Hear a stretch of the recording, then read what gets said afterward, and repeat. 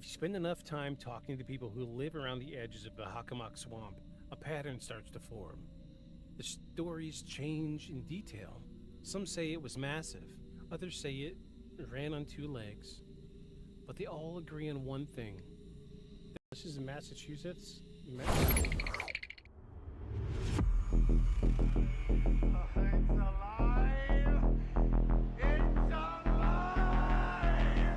creature like that, how would it ever die? And this monster starts running right at me. Annihilated by nuclear bombs. Beast is not dead. I put 4 bullets into him. Oh, you're crazy. But I saw that monster too. All I want is for someone to believe me. Contaminated. Face. Horrible. Look like it would scare you to death. All right, let's get to work.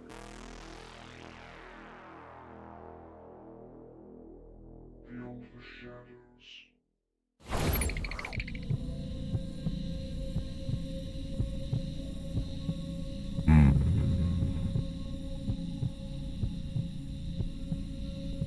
For more than a century, they've appeared in private collections, museum vaults, and dimly lit rooms where people swear they don't feel alone anymore. Carved from solid quartz, impossibly detailed and unnervingly lifelike, the crystal skulls have been called sacred relics, conduits of consciousness, and keys to lost civilizations.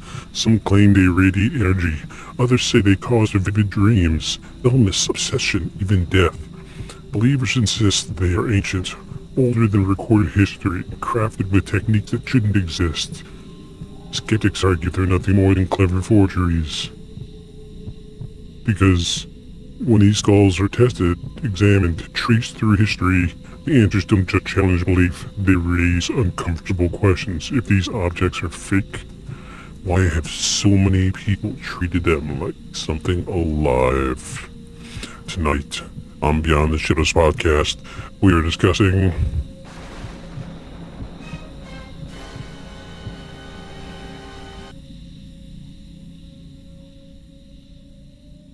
The crystal skulls. That's right, everybody. The crystal skulls. Those ones. Yes, you know which ones I'm talking about. You know. You know because I know. And I know that you know. So, we know. We are talking about the crystal skulls. Yes, yes, yes. That. Yes, that's what we're doing tonight. We're doing the crystal skulls. Welcome in, everybody. Season 3, Episode 4 of Beyond the Shadows podcast. I'm your host, Victus. And tonight, we are discussing the ancient mystery modern forgery known as the crystal skulls. This is a recorded live podcast, one take, no edits, and we try to figure out if this week's case is really paranormal or not. Welcome in, everybody. Welcome in, everybody. Welcome in, everybody. We're going to do this. Geez, it took me a minute. I was making some new elements for the show. I got a little bit behind, but I think we're doing good. Welcome in, everybody. I see we've already got a couple people on YouTube popping in. Welcome in, everyone on YouTube. Welcome, YouTubers.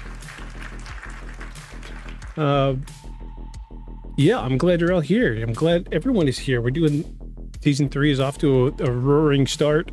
It's looking good, nice and solid. We've got live stream on Twitch, live stream on YouTube, live stream on Facebook. If you're listening to this on Spotify, Apple Podcasts, what have you, you can catch us live every Sunday at 5 p.m. Eastern Standard Time on Twitch, YouTube, and Facebook. Be sure to follow these links. If you're watching on Spotify, you can look up in your upper left-hand corner. We have a video that matches this show. So if you're interested in what we're talking about, you want to see some of the visuals, things we're talking about, you can pop over and see the video live, or see the video in your feed on Spotify. I think it works for Apple Podcasts too. I'm not sure. That being said, welcome in, everyone. It's a wonderful winter weather Sunday. I hope everybody's being safe out there. We got hit with snowstorm of the century with a whole inch of snow today. Yeah, a whole inch.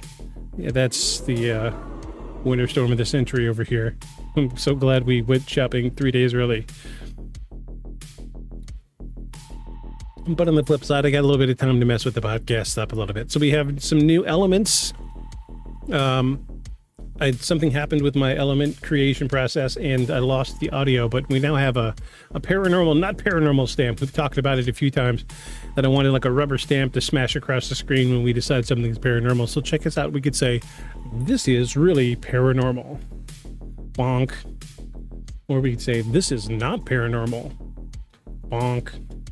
Cool, right? Yeah, so we need sounds now to make this look good, but we'll get there. We'll get there. Any hoots and hollers. You guys ready for this week's news and paranormal? Because we got some doozies for you. We do. We got some freaking doozies. Before we get into tonight's case, let's take a look at what's happening across the paranormal landscape this week. Citing studies and stories that sit right on the line between unexplained and uncomfortable. This is this week's news and paranormal.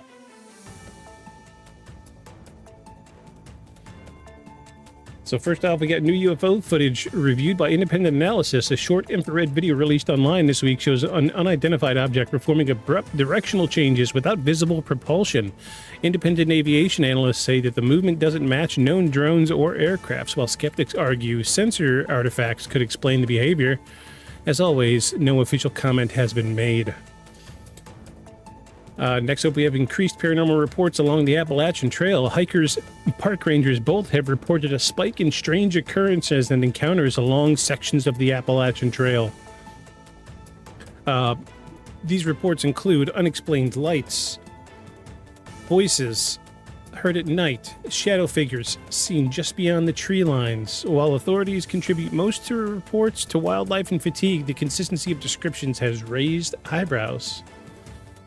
Alleged poltergeist activity forces family from their home. A family in Midwest claims that they are forced to temporarily leave their home after weeks of unexplained disturbances. Objects moving, loud knocking sounds, and electronics turning on and off. Local investigators found no structural or electrical explanation, though no official paranormal determination has been made. Scientists revisit the, quote, ghost frequency theory. A new paper revisits the long-debated idea that low-frequency sound waves may cause feelings of dread, hallucination, and the sensation of being watched. While the study reports that the idea of infrasound can affect perception, it stops short of explaining full-body apparitions or intelligent interaction. And second from last, we got ancient burial site sparks superstition after equipment failures. We talked about this one last week. Construction near an ancient burial site overseas has halted after repeated equipment malfunctions and unexplained accidents. Workers report sudden cold spots and feelings of being observed. Archaeologists caution against superstition, but admit the disruptions are unusual. And last but not least, the online community claims contact through AI spirit box experiments. A growing online group claims artificial intelligence chat systems are being used as modern spirit boxes, alleging producing messages that participants believe originate from non-human intelligence. Critics argue the results reflect pattern-seeking behavior, but the phenomenon continues to spread. And as always, these stories sit in that uncomfortable space where explanations feel incomplete and questions linger longer than they should. Should some turn out to be nothing, now others may quietly disappear, and a few may stick around far longer than anyone expects. That is your week's news in paranormal. Oh, geez. Yeah, I've got to fix that ending thing. It's just not quite slapping the way it's supposed to be. The way it's supposed to be. All right, so for those of you watching on Twitch and YouTube, speech chat is active. You're welcome to speak, and it will type out whatever you want it to say.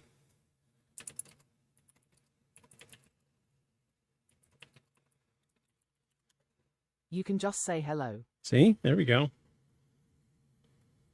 I've got to move. Let's hide that one. Let's hide that one. There we go. Yeah, all of y'all on Twitch and YouTube are welcome to use the speech chat. It comes up automatically. Those of you watching on Facebook, sorry, but there is no speech chat link for Facebook. We just don't have enough people for me to put the effort in. Any hoots and hollers. I hope y'all are ready for a good one.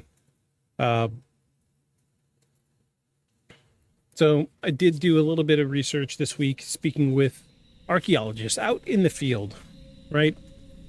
And, you know, they're constantly finding new things when it comes to archaeology and hidden archaeology, things like that. Hello. Oh, there we go. See, it works. It works just fine. Was that loud enough? Could you hear it?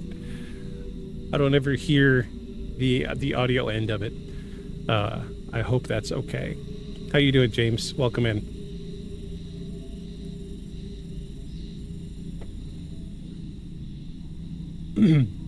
So, they're always finding new archaeological things going on. I actually got one archaeologist on the phone this week because I was like, hey, we're talking about the crystal skulls this week. And they're like, ooh, that's really interesting. And they said, well, before you do the episode, got one question for you.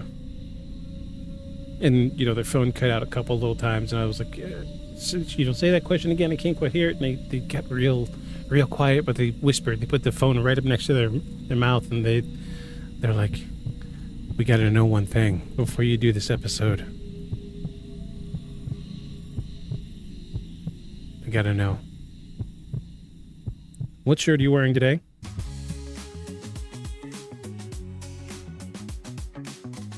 Not really. They didn't really say that. I didn't call anybody this week.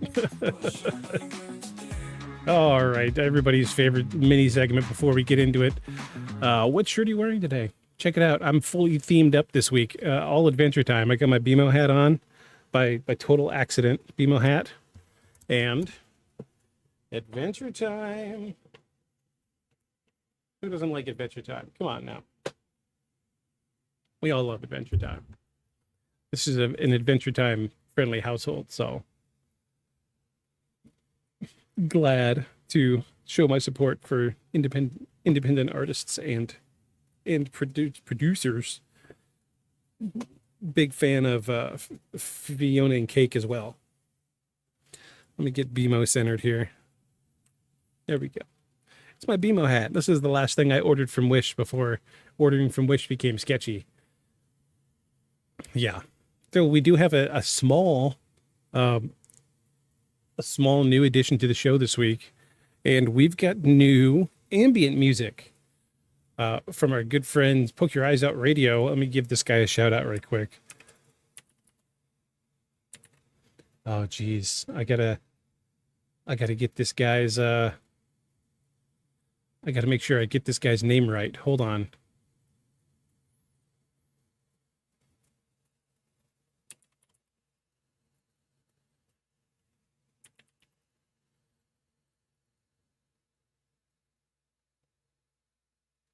Hold on. This is important because this guy did some work for us. Go check out Beyond the Shadows podcast at twitch.tv/Beyond What? the Shadows podcast and go show them some love. That's not who I meant to shout out. That's not at all who I meant to shout out. Oh my gosh. Go check out Beyond the Shadows What- podcast what at the fornication? twitch.tv/Beyond the Shadows podcast and go show them some love. I don't know why.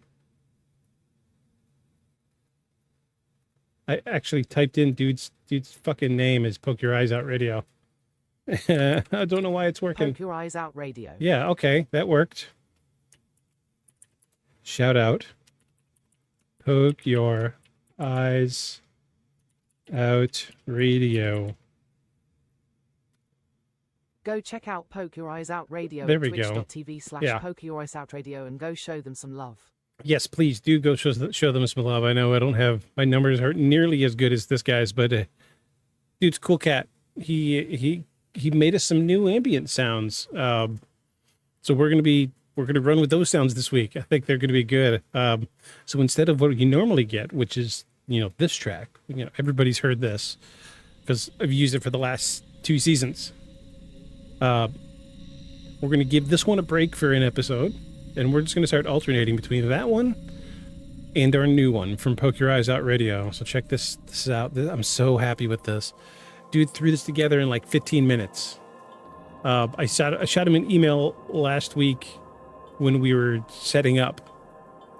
And before I was done with the news, this week's News and Paranormal, he had already emailed me a copy of this track.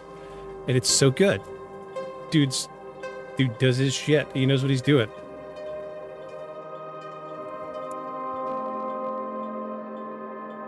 Awesome. So now that we've got some background sounds going, some new background sounds, we are going to get into Act 1 of the Crystal Skulls. Everybody knows the Crystal Skulls. So I did come into this with a good deal of, pre-exposure, if you will. We've all seen the Indiana Jones movie, The Kingdom of the Crystal Skull.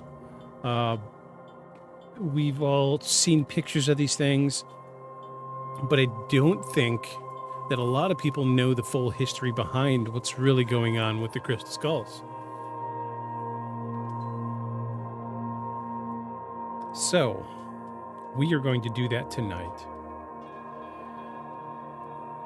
We're going to start with Act 1, everybody. Act 1, Origins, Legends, and the earliest claims surrounding the Crystal Skull. Let's get into this.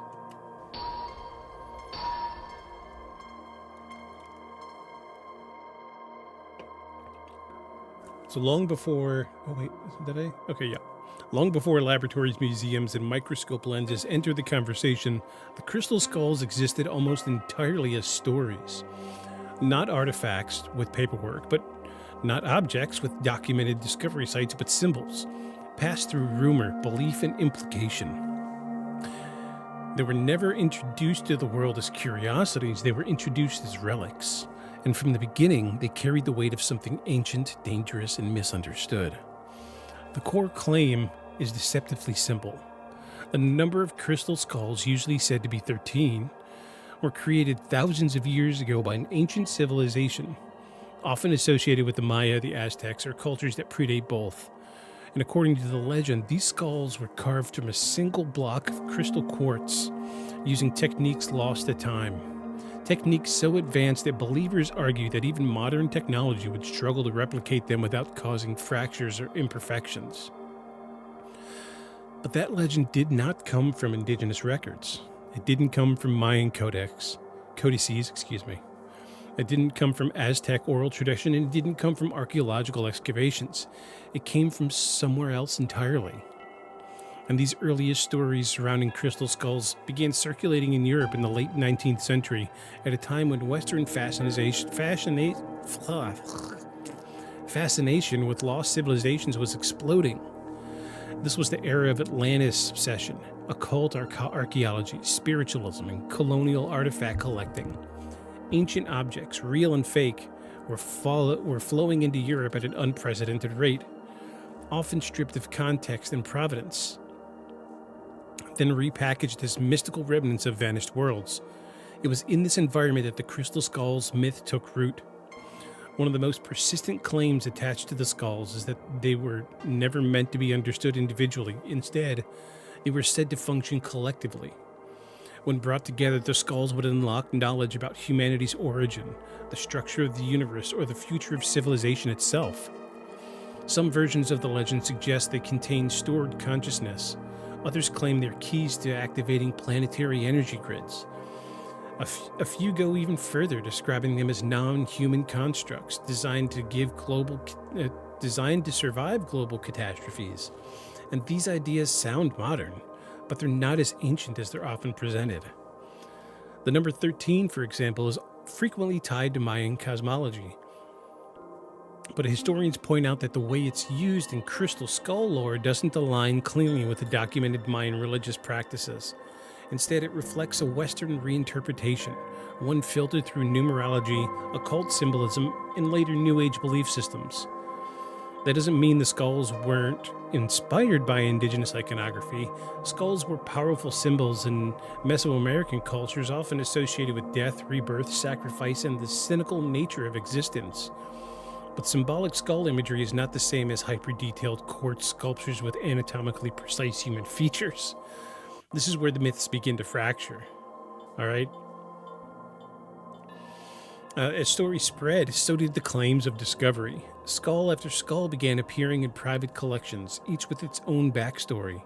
Found in jungles, unearthed from temples, rescued from ruins just before destruction. Yet, when these stories were examined closely, they shared a common problem. They lacked independent verification. No photographs of excavation, no contemporary field notes, no carbon-dated context, and no corroborating witnesses. Instead, the skulls tended to surface fully formed, already polished, already mythologized. Perhaps the most famous example, one that would later dominate the crystal skull narrative, is the Mitchell Hedges skull, allegedly discovered in the ruins of the Louboutin in Belize in the early 1920s. According to this story, it was found beneath a collapsed altar by a young woman during an archaeological expedition. The skull was said to be perfectly carved, complete with detachable jaw, and possessed strange properties that caused illness, visions, and even death. But here's the problem. The story didn't appear in any excavation records at the time. It surfaced years later, and it changed over time. Details shifted, dates moved, witnesses appeared and disappeared. By the time the skull became famous, the narrative had solidified into something far more dramatic than the available evidence could support. Yet by then, the legend was already doing its work. The skull wasn't just an object anymore, it was a character. Other skulls followed similar paths. Museums acquired them through dealers rather than digs, and private collectors inherited them with the stories attached but no documentation.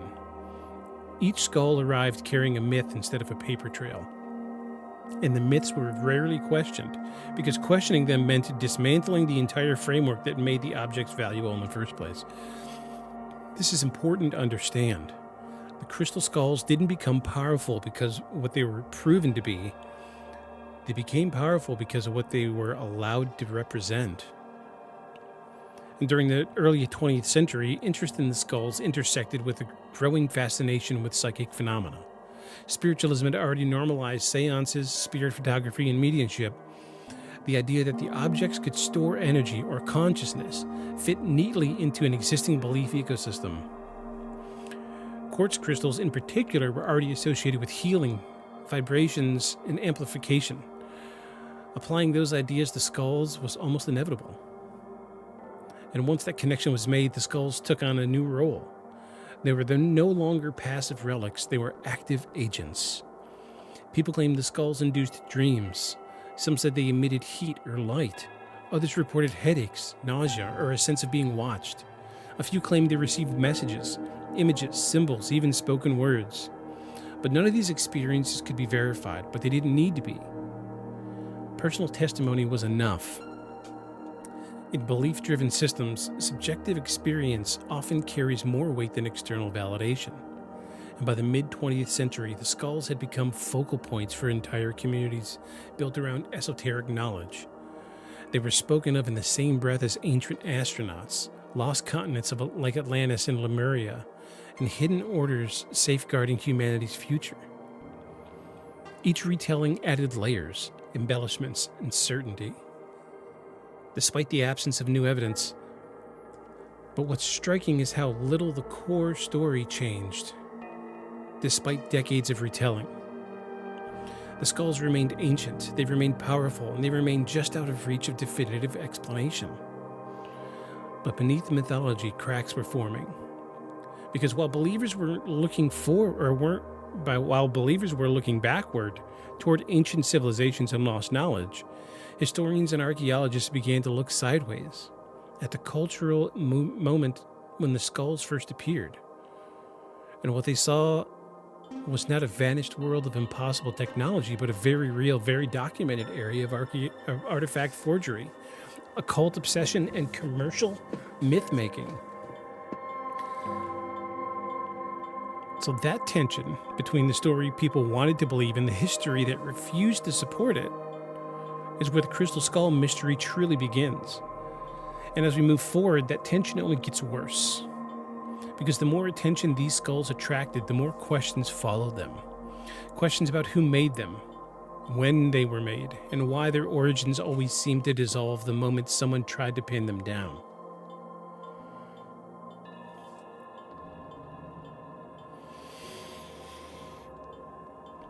And why their origins always seemed to dissolve the moment someone tried to pin them down. In the next act, we'll start naming names. We'll look at the most famous skulls, the people who owned them, the institutions that displayed them, and the shadowy marketplace where belief and profit quietly merged. Because once the skulls entered the collections of museums, the mystery didn't fade. It hardened.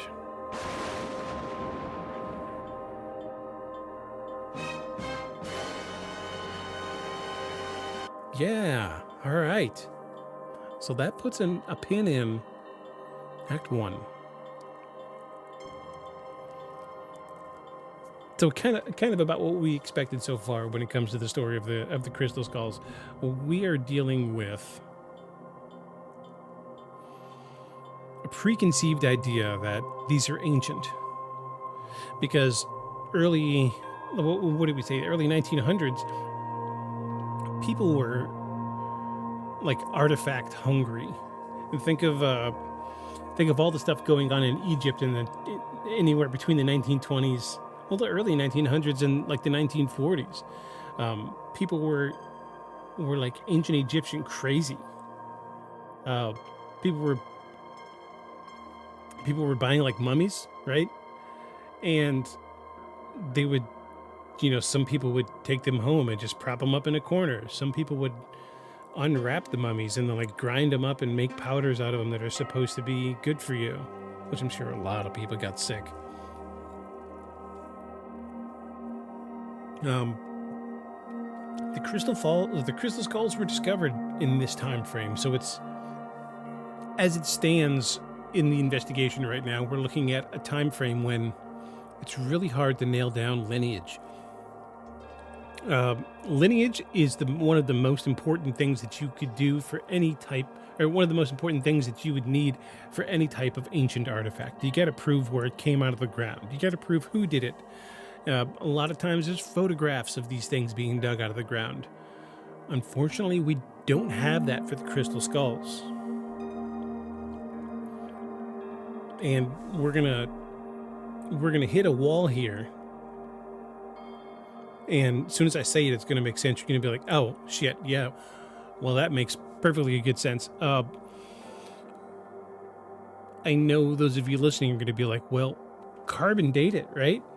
Well, here's the problem. We can carbon date the quartz. We can't carbon date the carving. You dig? This is why, like, things like the Shroud of Turin, it looks old. People say it's old, but when they finally got pieces of it to carbon date it, it was obviously, several thousand years newer than it's supposed to have been. Which is why we haven't talked about the Shroud of Turin, because it's been proven it's not real. Folklore be damned. You could say something is legit and paranormal all you want, but you carbon date something and it comes out and it's not the age it's supposed to be. Come on, it's not real. Shroud of Turin isn't real. It's a good story. It's a good story. But it just didn't pan out. So we're stuck with a unique dilemma about the crystal skulls. We cannot prove their age. We can prove the age of the quartz, but we can't prove the age of the carving, the physical manipulation of the quartz itself. So you're going to see, once we get into a lot of this, a lot of the stories that were brought up about the crystal skulls, where they came from.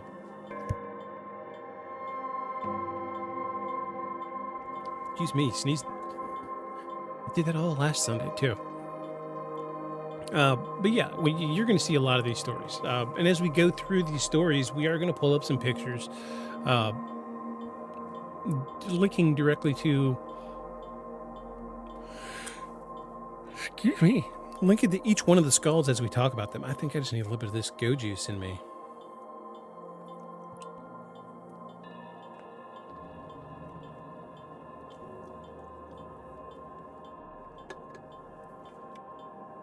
Oh yeah, go juice. So cool. We've come up to Act 2 now, everybody. Act 2, the most famous skulls, collectors, museums, and the artifact trade. This is going to bring up a lot of the complications when it comes to drawing lineage and roots and showing where a lot of these came from. This is going to be our big outline here. Y'all ready for this? Act 2, everybody. Act 2. The most famous skulls, collectors, museums, and the artifact trade.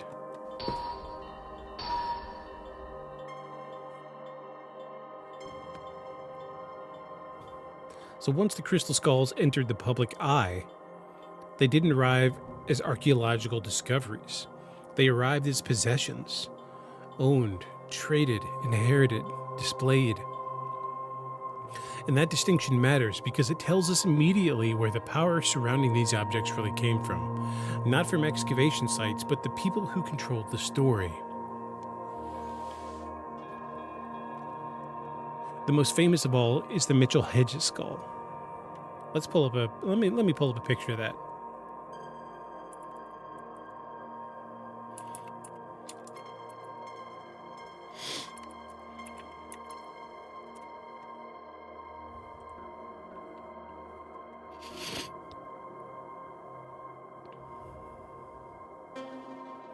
Oh yeah.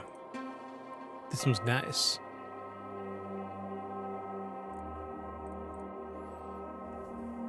Oh, that's a small photo. Let me get something a little bit bigger. Yeah.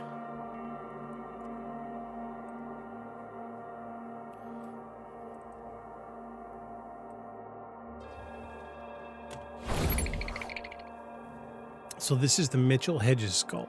This is the first. So to give you an idea, like here's the side profile. So this one's already a little bit unique from the others. But this is the most famous one here. It's a nice little close-up shot there.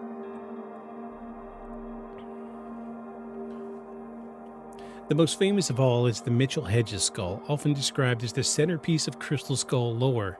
And according to its legend, it was discovered in the ruins of an ancient city, hidden beneath a collapsed altar waiting to be found at the exact right moment. The skull itself is anatomically detailed, carved from clear quartz, and features a removable jaw, an element frequently cited as proof of advanced ancient craftsmanship. But when historians went looking for the discovery records, they found nothing. No official excavation notes, no reference to the skull, no contemporaneous photographs documented it being unearthed. No independent witnesses confirmed the moment of discovery. Instead, the skull appears suddenly in the historical record years later, already surrounded by extraordinary claims. Even the troubling early versions of the story contradict later ones. Dates shift, locations blur, the finder's role changes depending on when and where the story is told. What is documented, however, is that the Skull. Hello. Welcome in. I told you we were going to do crystal skulls. I told you. Here we are. We're doing it. We're on the first, the most famous of all of them. The Mitchell Hedges crystal skull. This is the first one. This one's unique. I didn't know, something I didn't know about this one was that this one had a removable jaw, which I don't think the other ones have that. Well, I think there's a picture of it with the jaw taken off. Yeah, Looks look at tasty. that. Oh yeah, absolutely. Yeah, check that out. That's cool. That's wild, right? That could just be, I don't know. It would take a tremendous amount of craftsmanship, I'm sure. I know that quartz isn't particularly very hard. So I feel like this is very fragile. How it survived, I have no clue.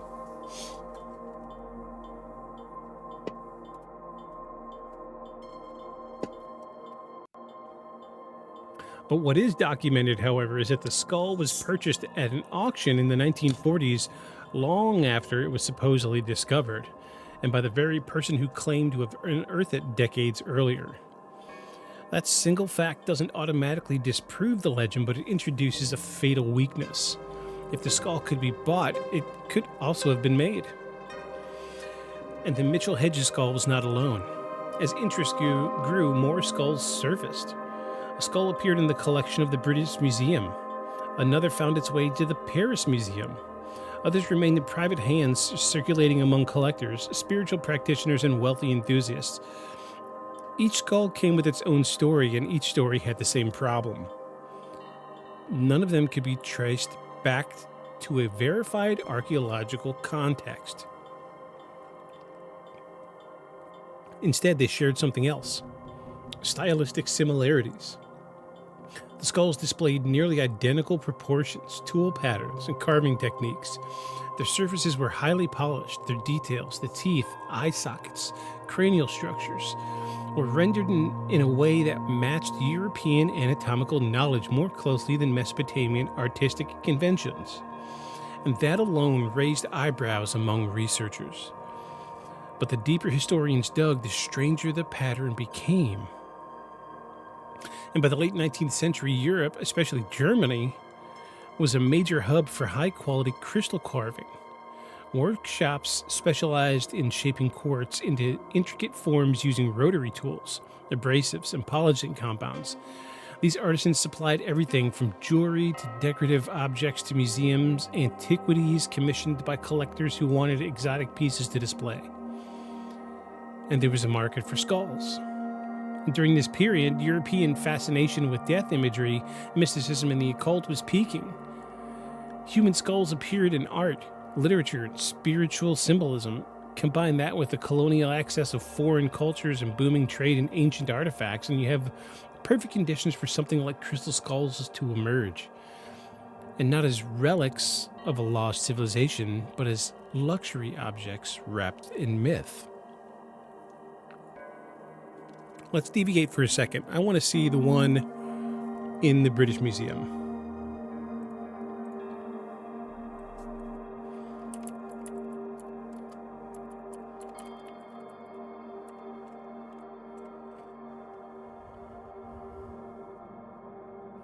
Oh, this one is different.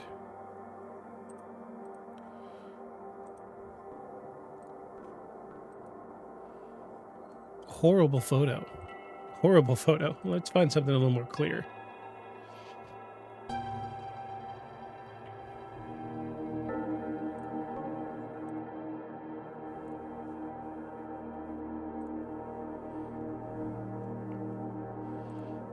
All right, so right away, I'm seeing a difference. Look at the teeth. So these ones, the teeth are like almost like cartoon teeth, right? Whereas this one is very anatomically correct. I don't think that this jaw is removable either.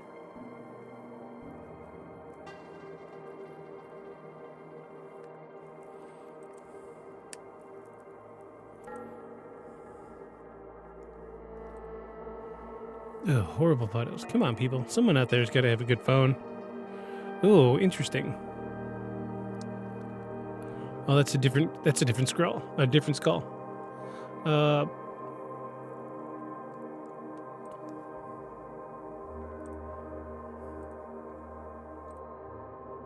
Yeah, look at the teeth. They're like straight. They're like chiclets. Whereas the teeth on this one, very, very anatomically correct. You see the ridges of the tooth into the gum line.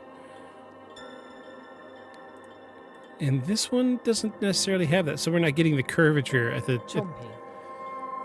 Yeah, something's weird about this one. So that's number 2. Let's see, what was the other... What was the other museum that we just mentioned? The British Museum and the Paris Museum.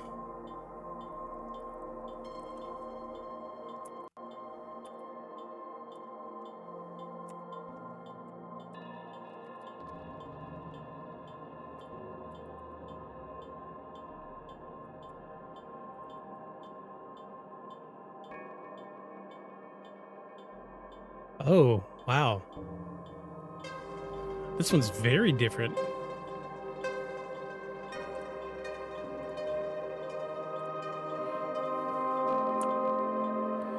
Yeah, this one's almost got like an Aztec thing going on. Yeah, that one looks totally. It almost looks like we're stepping backward.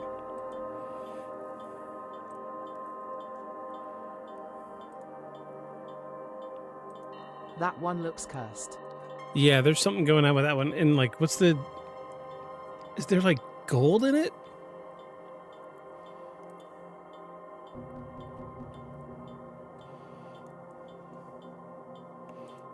Dude, look at the profile. It's the proportions are all funny.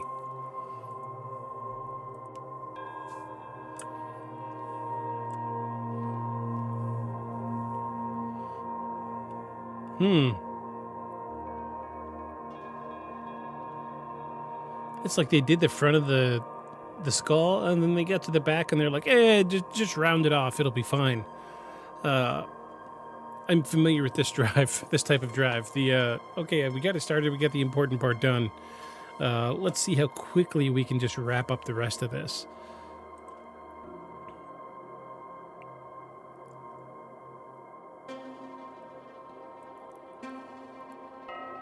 But we are going to talk a little bit about the elongation here. This is not an unknown feature, especially see the divot here in the middle. This is not an unknown feature, especially in earlier civilizations. We will get to it later, but there is a concept of skull elongating that was considered Gamer mark. right. Yeah, we should Photoshop a pair of headphones right over the top of this, and it would make sense.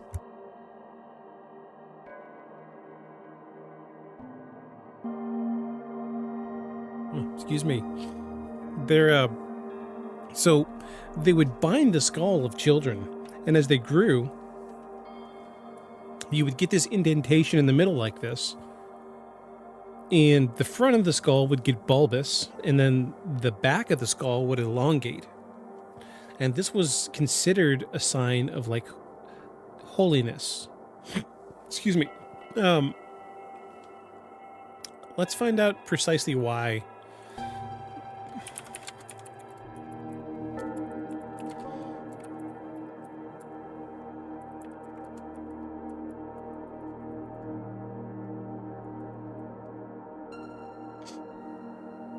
All right.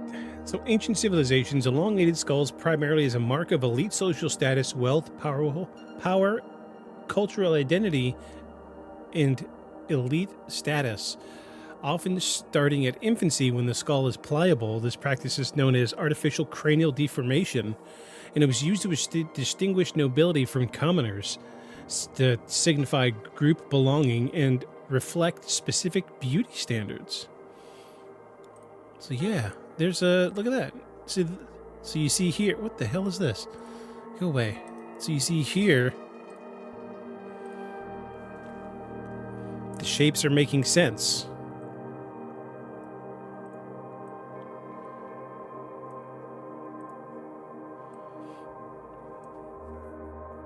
Not so far-fetched. It's just like they half-assed the bottom of the jaw and the bottom of the skull because I don't know, maybe they wanted to, I guess they could have done it to make it sit flat. I don't know. Convenience sake, I suppose, because if this was going to be used as like a religious symbol, you want it to be able to sit somewhere, right? It has to sit on a pedestal in order to be worshipped or whatever, right? So this is not an unseen thing, and I love that they actually put the deformation in the middle of the skull because that's where the wrapping would be. They would bind here. They would bind here. And as a result, that is the lowest point. They would get elongated foreheads and elongated cranium in the back. It's interesting.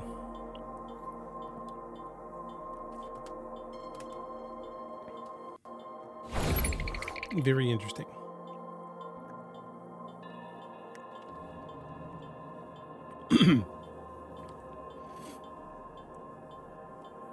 Oh, geez. I scrolled. I didn't mean to scroll.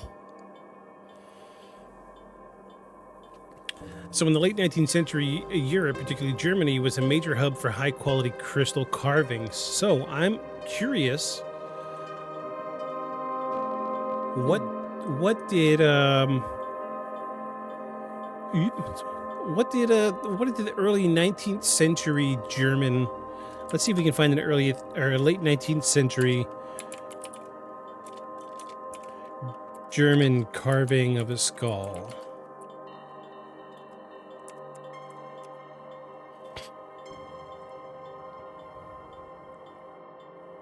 Oh, I wasn't expecting that.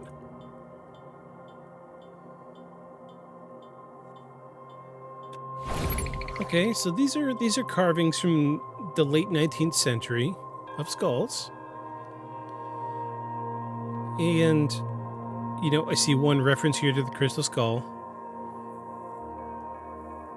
However, I'm not seeing like these almost seem like carvings on skulls. Oh, here we go.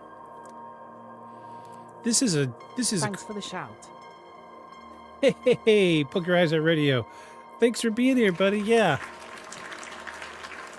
It took me 3 tries to get your shout out correct. I don't know why I was shouting. Sorry, I am making dinner ATM. No, you're good. Thanks for being here.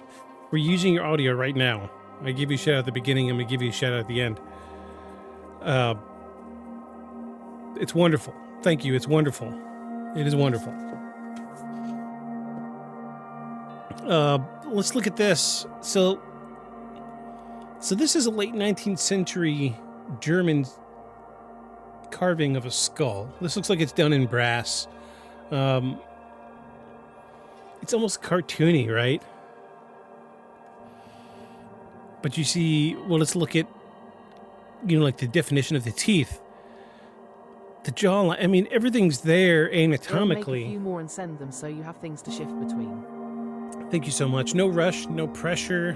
I mean, at your own pace. Don't let me disrupt you from what you need to do on your normal schedule. I'm just one man. I am very unimportant.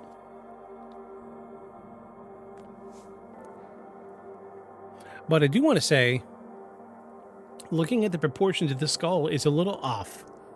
The top of the cranium is a little small. The jaw is huge.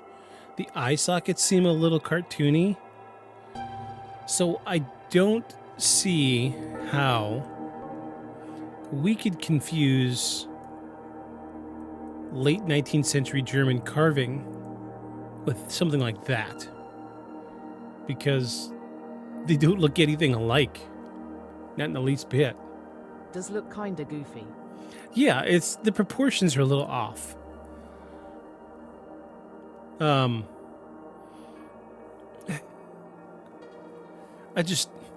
have a hard time seeing this and saying, oh yeah, the crystal skulls are German made from the early 19th century or the late 19th century. I just if this is what they're leaning on to say that these are fake, I don't think it's enough evidence for me. Yeah, it's goofy. That's the only way I could describe it, is it's goofy.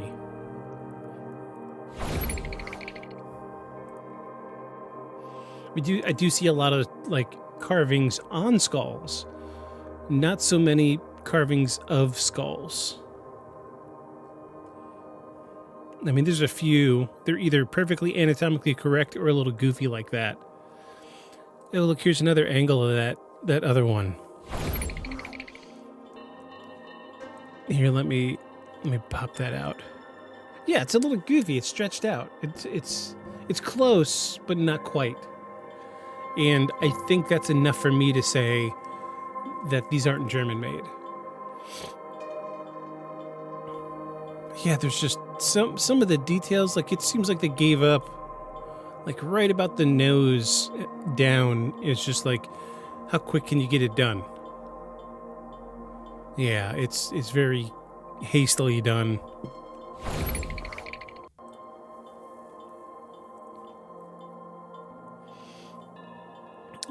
So during this period, European fascination with death imagery, mysticism, and the occult was peaking. Human skulls appeared in art, literature, and spiritual symbolism. Combine that with colonial access to foreign cultures and the booming trade for ancient artifacts, and you have the perfect conditions for something like the crystal skulls to emerge. Not as relics of a lost civilization, but as luxury objects. And dealers played a critical role. Artifacts were often sold with vague or unverifiable origin stories because these stories increased value. And the less specific the provenance of the object, the harder it was to disprove. And the more room there was for imagination to take over, buyers didn't always want certainty. They wanted mystery, and mystery sold. Museums, too, were not immune. And during the earliest 20th century, museums were still building their reputations, acquiring rare exotic objects that carried prestige. And once an object entered a museum collection, its perceived legitimacy skyrocketed. Visitors assumed that if something was behind glass, it must be authentic, and that assumption created a feedback loop. Belief reinforced display, and display reinforced belief. But behind the scenes, doubts lingered. Curators quietly questioned the skull's origins. Scholars debated whether they fit known cultural patterns. Some institutions stopped displaying them altogether, and others kept them but changed their descriptions. I learned from the research I've done on these skulls. I have a hard time believing in the skulls. Yeah, I'm starting to lean towards these being man-made. I really am. But we'll get to we'll get a little bit on the difficulty of manufacturing later. I fail to see how an ancient civilization could do something like this. I really do. It's just it's hard to say right now. You know, it's still too early. Still too early, you liquor. Who are you calling a cootie queen, you lit liquor? But still, the public story barely changed. Outside academic circles, the skulls became celebrities. They were photographed, written about, and eventually exhibited in ways that emphasized their mystery rather than their uncertainty.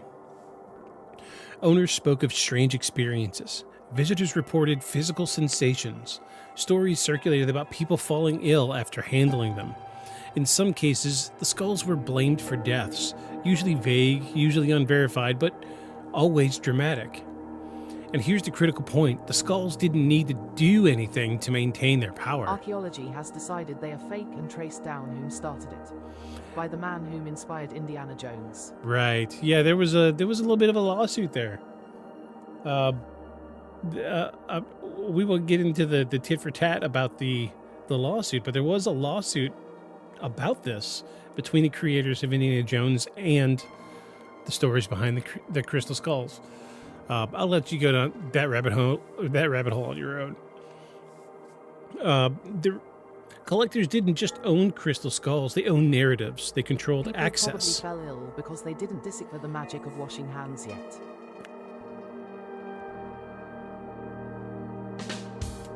Yeah, that's exactly what that is. Yeah. It, 5,000 people coming to press their face against a pane of glass in the late 19th century. Of course, nobody got sick, right?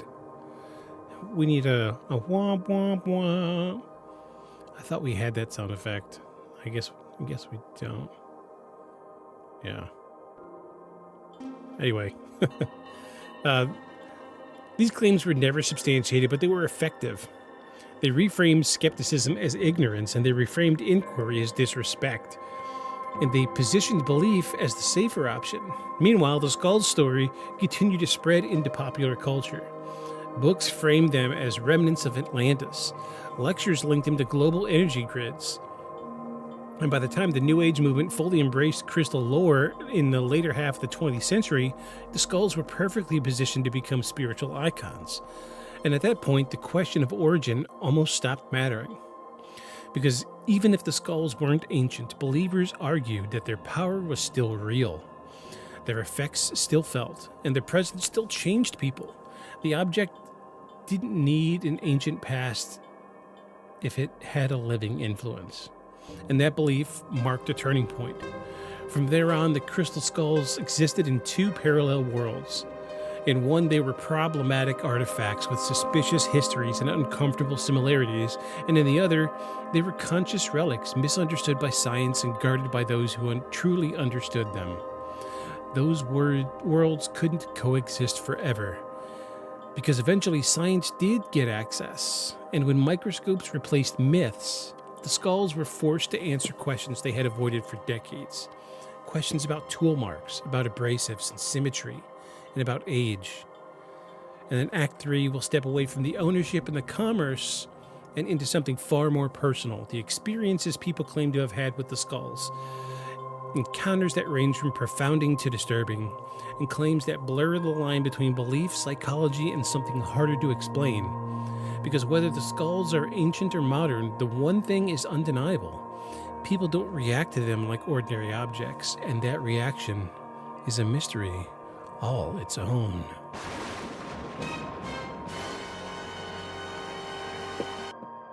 Okay, so we... Oh, geez, did I just unplug my headphones? I did. Oh, geez, hold on a second. I just unplugged my headphones. That's what I get for fidgeting. There we go. Oof, got scared there. Yeah, we've bit off a huge chunk there. That was a lot to take in. Apparently, obviously, here everybody in chat is got their opinions already, and I get it.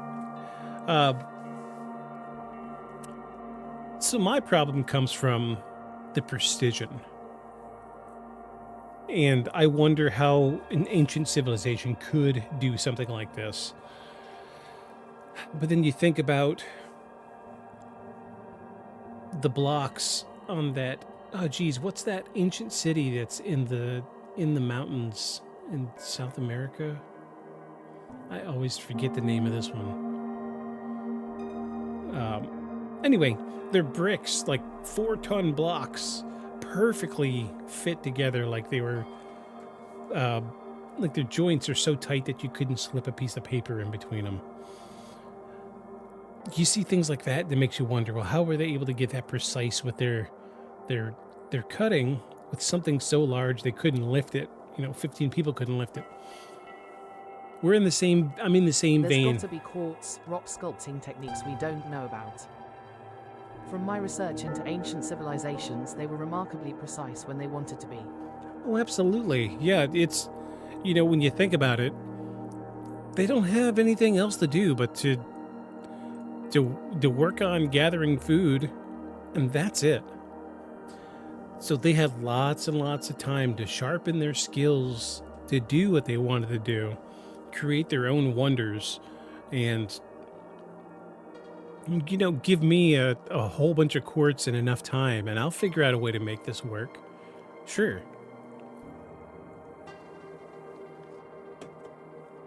I do think that Although the specific marks made on the skulls were identical to power tools. However, we do have ancient blocks with holes drilled clean through them, and the tool mark looks like rotary tools. There's stuff like that to take into account. Now I gotta find some pictures. Hold on. Let me find the stuff I'm talking about.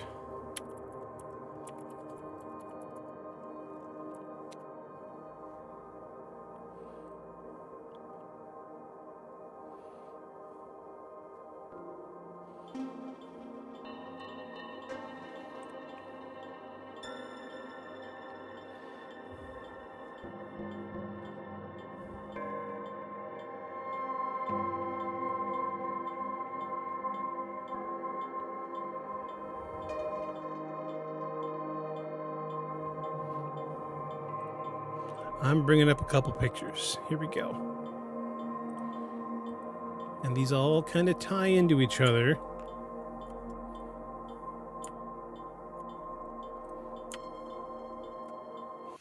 So, we have ancient holes drilled into solid stone. Very accurate, very precise, clean edges through 12 plus inches deep. Look how thick this piece of stone is. We're looking at 12, 14 inches. And they were able to make these very, very precise square holes. And then you see stuff like this with very, very precise round holes. So they actually Robot dicks.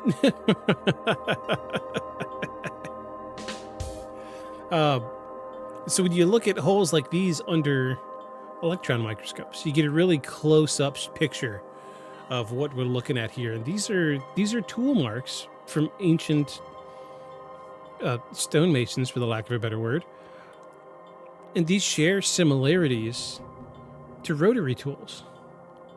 So sure, we think we've got the idea, like the whatchamacallit that you start a fire, the bow and the you zip it back and forth and it twists your stick really fast, starts a fire.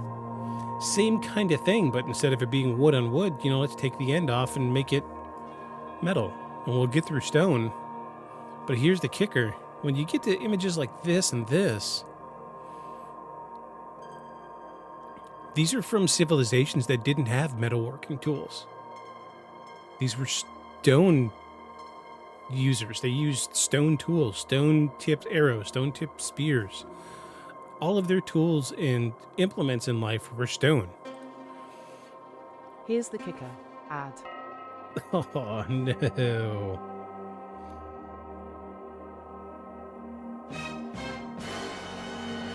All right, we'll ramble on for a couple minutes until ads are done.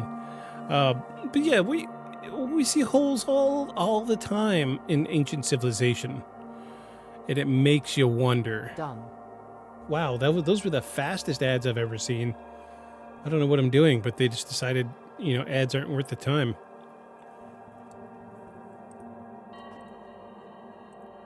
Like some of these pictures, just these holes are One just. ad. Oh, okay.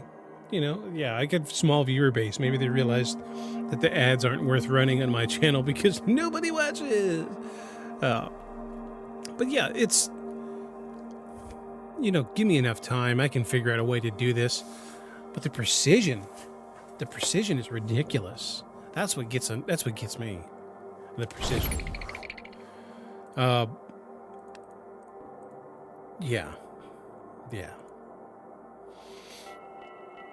So in Act 3, we're going to go over paranormal encounters, psychic claims, and when belief becomes personal. These are the stories of people that have had some type of interaction with the crystal skulls. So don't write them off quite yet. We do actually have something here that could verify these as paranormal. They're think about. I hate to say this. It's going to skew our view of the crystal skulls so quickly. Think about the story behind Indiana Jones and the crystal skulls. A lot of people didn't realize they did anything until you stared into its eyes. Let's figure out what that's all about. Let's get into Act 3, everybody. The paranormal encounters, psychic claims, and when belief becomes personal.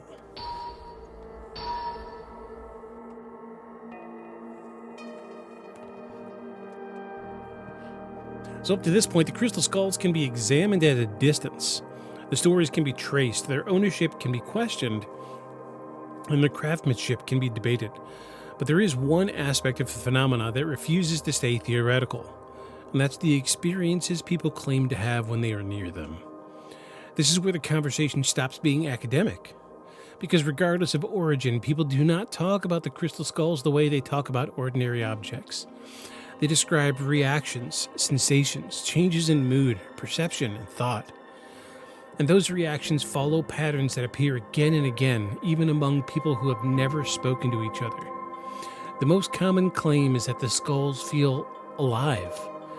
Not metaphorically, but literally.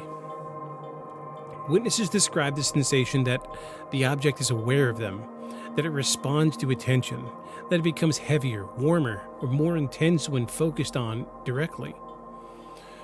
Some report pressure behind the eyes. Others describe ringing in the ears, dizziness, or a sudden wave of emotion that doesn't feel self-generated.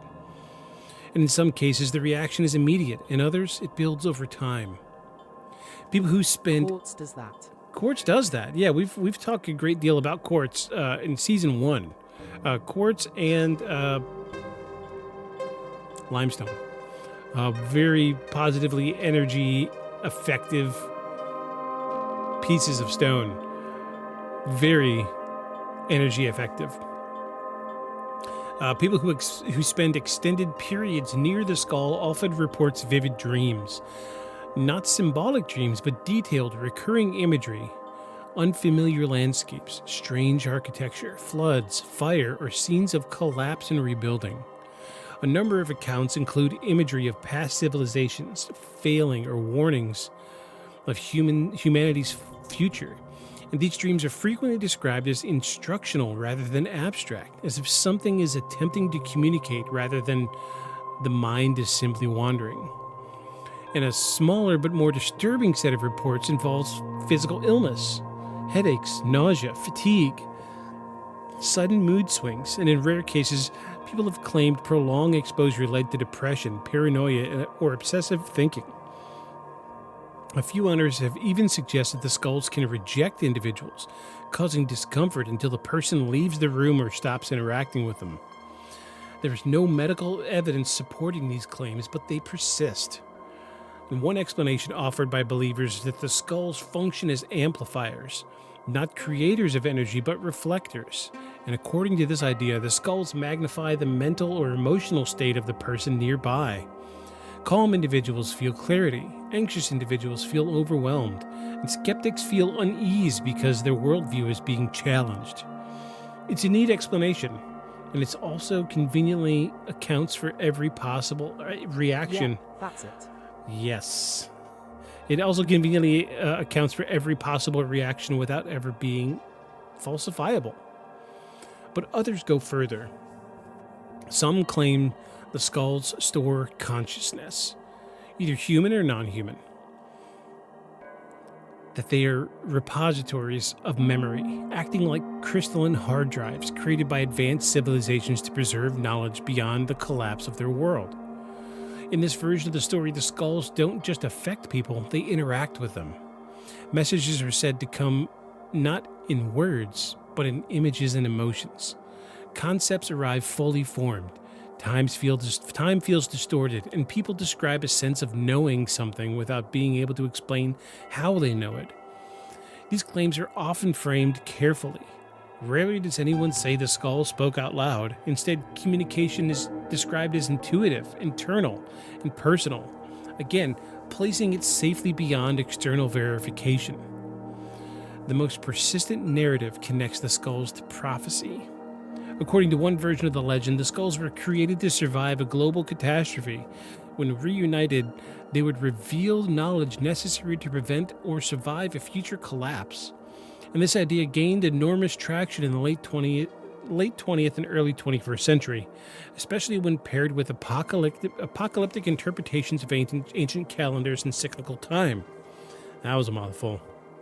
Suddenly, the skulls weren't just relics, they were safeguards. And this is where the mythology became emotionally charged. Belief in the skulls was no longer about the past, it was about responsibility, about being chosen, about having access to something others didn't. And that sense of importance is powerful, and it explains why skepticism is often met with hostility rather than debate. Because questioning the skulls isn't just questioning an object, it's questioning an identity. Some of the owners and caretakers describe themselves not as collectors, but as guardians.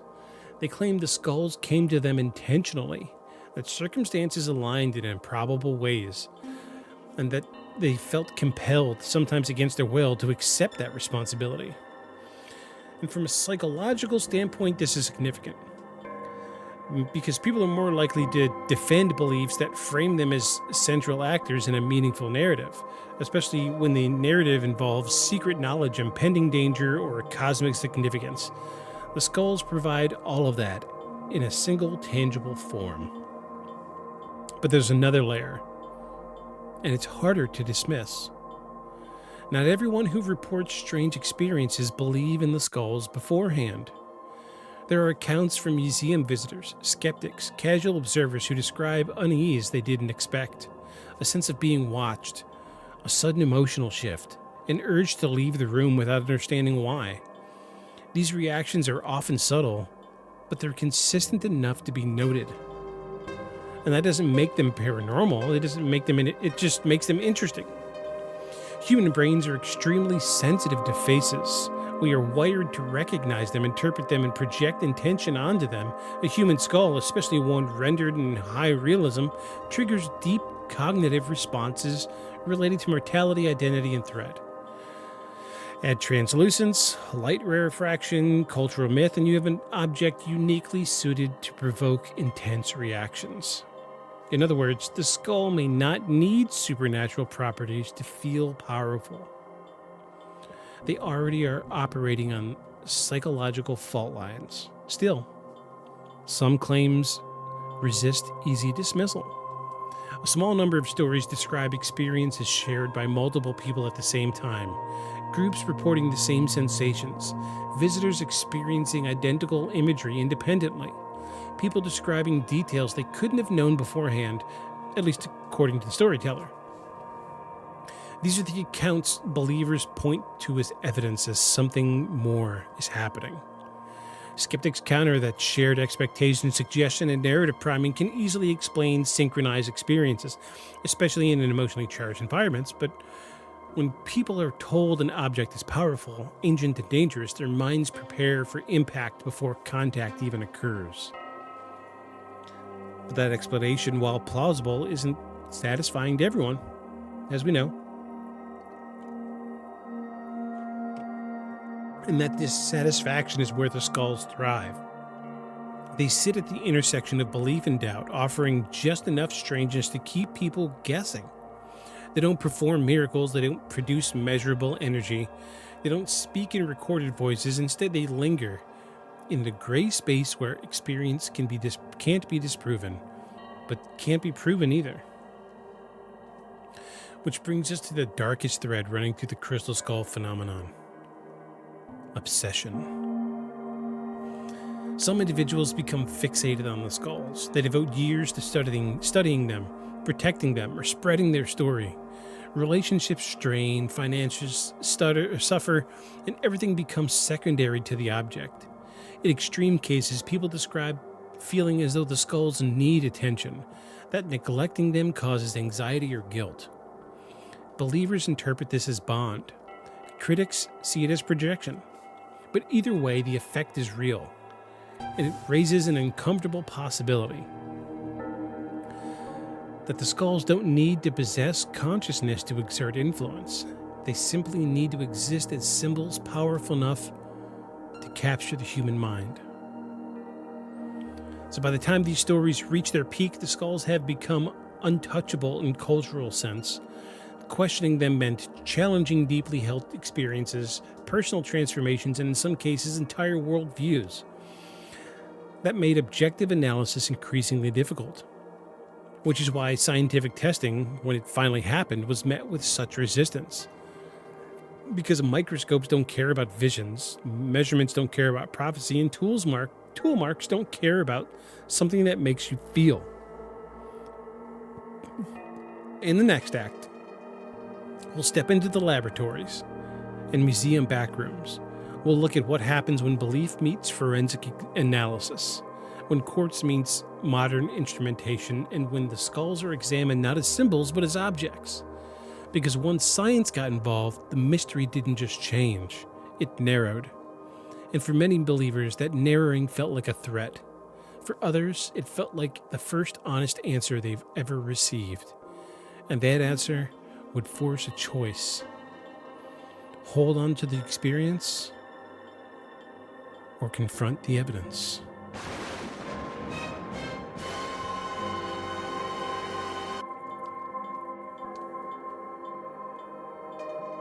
So that's a lot.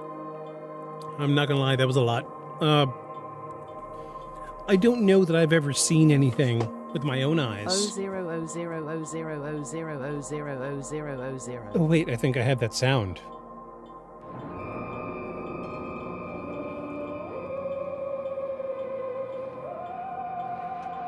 Yes, that is that sound. Yeah, it's I don't know that I've ever put my eyes on anything that made me feel like what these people are describing. Yeah. Uh, there was one time when I was real young, 12 maybe, broke into an abandoned house, and I got that overwhelming feeling that I shouldn't be there. And it made me feel very uncomfortable. And I think that's the closest I can get to the sensations that some of these people are feeling when they look at the crystal skulls. I'm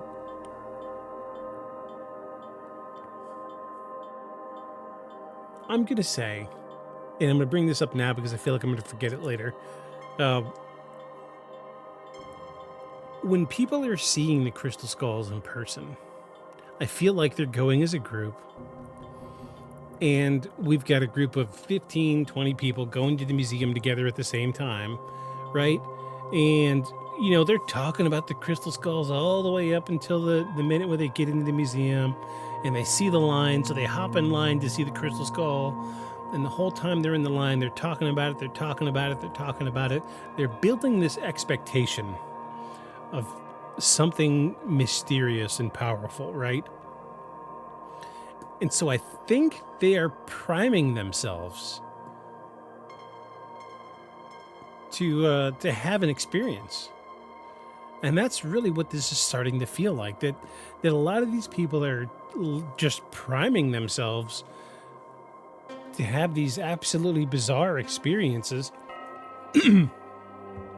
Like, I mean, let's say me and you decide to do an investigation at a haunted house. And we do a little bit of research where we go, oh, this house, 1,700 people were killed here. It was an old courthouse, and 1,700 people were executed on the grounds. There's stories of shadow people. There's stories of knocking and footsteps. There's stories of electronics failing. And you're priming yourself to know that mysterious things are going to happen in this house, right? So when you get there, you know, pareidolia kicks in. You know, your brain takes the void space and fills in the blanks because you're expecting to see shadow people. You're expecting to hear knocks and footsteps. You're expecting electronic failure. And when it happens, because you're priming your mind for it, you think that something legitimately paranormal has happened to you. And you get a false positive here. This is a problem. This is the thing that does happen. That's why when I do my scripts for these episodes, I don't do much research beforehand. I have somebody else write the script because I want to go into this investigation with as little information as possible. I want to form my opinion based on all sides of the story. I'm not going to go in to a haunted house story knowing that there were 15,000 photos taken in this house and all of them showed some type of paranormal activity. Fair. I'm a go PP. Okay, thank you. I'll be here. I'm going to be rambling for a few minutes, I'm sure. I don't want to go into a house knowing that there's knocks and knowing that there's shadow people and knowing that there's cold spots, because then your brain is automatically going to be fishing for those things, right? So, let's say me and you are in a line for a museum. We decide, hey, let's go to this museum. They got the crystal skulls there. And inevitably, there's going to be one person in the group that says, oh, well, what are the crystal skulls? Oh, they're these famed crystal skulls that they don't know how they were made, and they're ancient, and people report having like anxiety around them, or they hear voices, or they feel uneasy.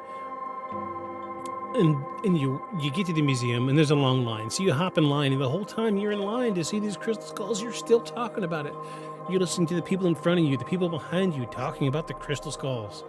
And then you finally get to the next person in line to go inside the room with the crystal skulls, and you're just, the anticipation is building. So by the time you get in there, you are primed for a paranormal experience. And at the smallest little inkling of paranormalosity. Oh my gosh, I just had an experience. It made my head swim. Oh, it must be the anxiety. Oh, it must be amplifying my anxiety. Oh, it must be trying to warn me of an impending doom. Did that really happen? Or did you read into everything that was around you before you even entered the room? This is the problem I'm having with the crystal skulls right now. We'll get into, that's just my 2 cents on the matter right now. We'll get into more of it soon. We're about to hit Act 4, where we talk about some of the scientific testing, the things that were done to it, to see how they were made, to see if we can prove what type of tools were used. There's a bunch of different things we can do here, all right? You ready? You know what? Let's just slam this damn thing and open another one.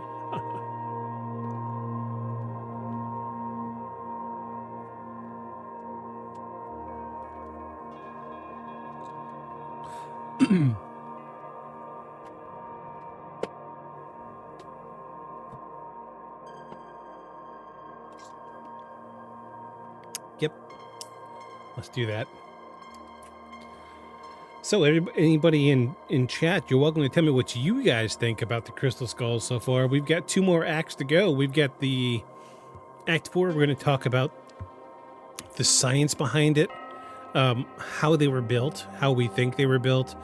And then Act 5, we're going to talk about why the story behind the crystal skulls endures. So we've got a little bit more to talk about. But I'm curious to know what everybody else thinks about. Everybody watching live in chat, you're welcome to sound off. Anybody listening on Spotify, Apple Podcasts, wherever, YouTube, later after this live stream, let me know in the comments. I would love to hear from people in the comments. Stimulate some real conversation here. Think about it.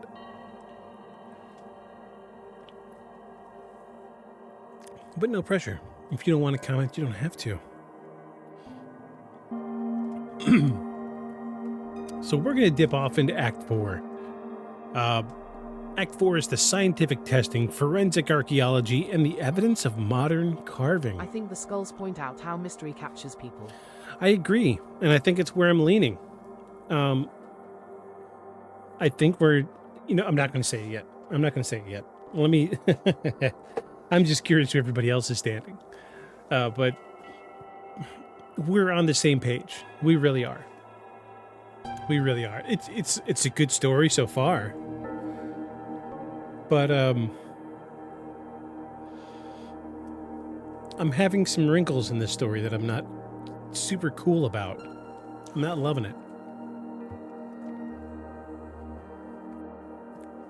So let's get into Act 4. Scientific testing, forensic archaeology, and the evidence of modern carving. Act 4, everybody. Act 4.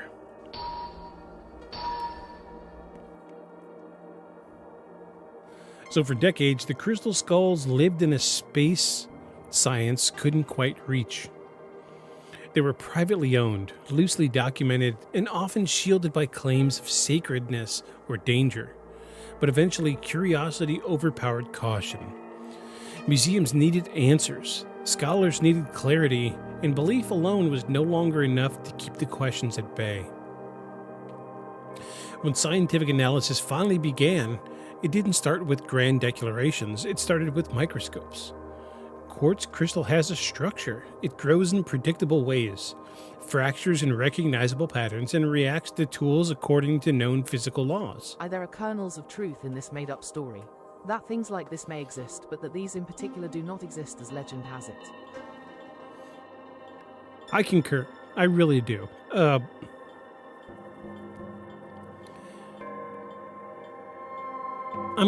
going to hold my tongue. I'll tell you what I think at the end. I'll tell you what I think.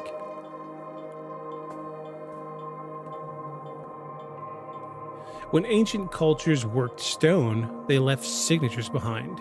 Tool marks consistent with hand-carved methods, abrasions made by sand or organic materials, asymmetries induced by hand limitations. The skulls didn't match those expectations. Under magnification, researchers found smooth, curved grooves inconsistent with pre-Columbian carving techniques.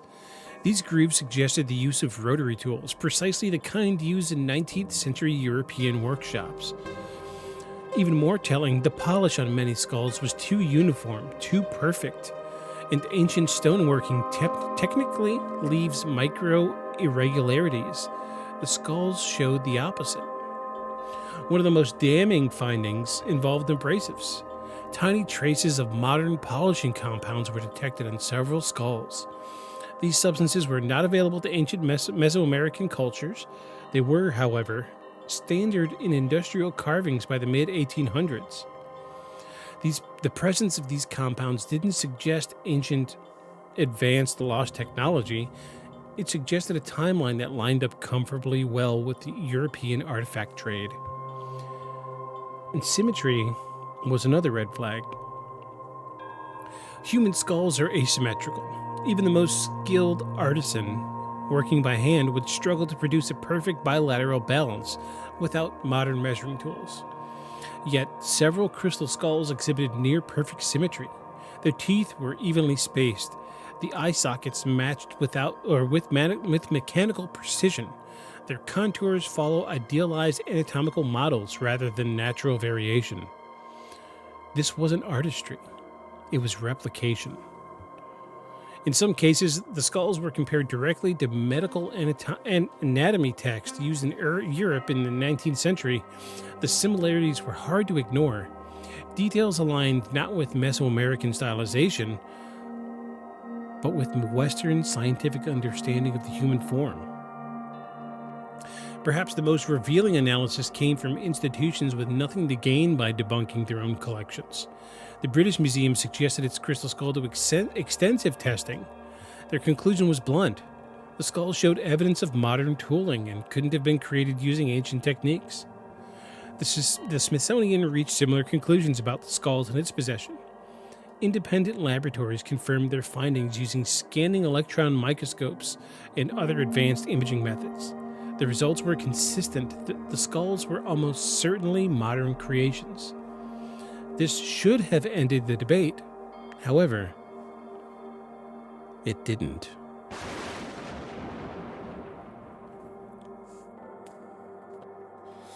Believers responded by shifting the argument. If the skulls weren't ancient, they argued, that didn't mean they weren't powerful. Maybe the techniques were lost and later rediscovered. Maybe the skulls were reworked over time. Maybe modern tools were used to restore them. Maybe science simply wasn't equipped to detect non-physical properties. Each explanation moved the goalpost just far enough to keep the belief intact. Another claim surfaced repeatedly. The skulls were carved against the natural axis of the quartz crystal, something that would have supposedly required knowledge beyond modern understanding. The idea circulated widely, often cited as proof of ancient mastery, but mineralogists quickly dismantled it. Quartz can be worked in multiple orientations. Carving against the axis is difficult, but not impossible. The skulls showed stress fractures, consistent with modern carving errors, not evidence of impossible technique. There was no mystery there, just marketing. Then there was the question of age. Quartz cannot be carbon dated. The fact that fact has been exploited repeatedly to suggest the skulls exist beyond scientific scrutiny. But while the material itself can't be dated, the tool marks can be contextualized. The abrasives can be identified, the carving style can be placed within a historical framework. And every time that framework was applied, it pointed to the same window, late 19th to early 20th century Europe. And that timeline coincides precisely with the rise of occult archaeology, the explosion of spiritualism, and the height of the artifact forgery market. It's the same era that produced fake relics, invented ancient lineages, and blurred lines between scholarship and spectacle. This wasn't an accident. It was a business model.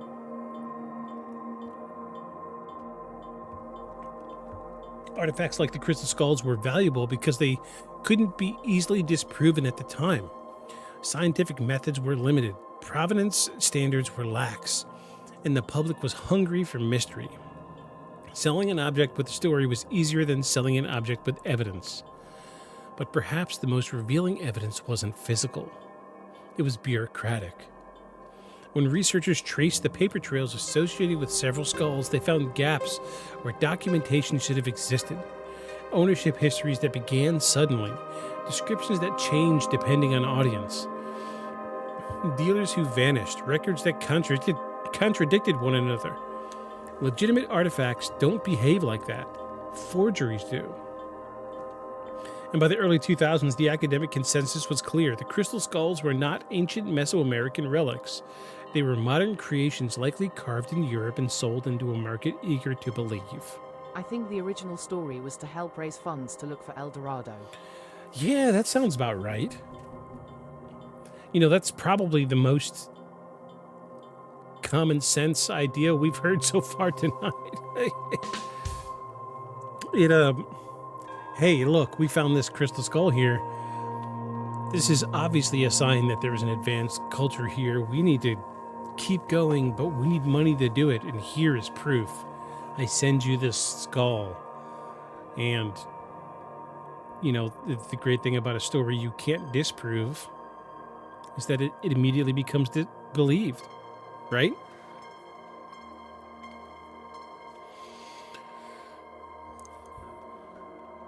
But consensus doesn't erase belief. In fact, in some cases, it strengthens it. For those invested in the skull's mythology, I mean the man who made the story went missing on the hunt for El Dorado. oh geez, what was his name? They made a movie about him a handful of years back. It wasn't a Rockefeller, was it? Was it a Rockefeller? I'm over here rubbing my head like I can't look it up.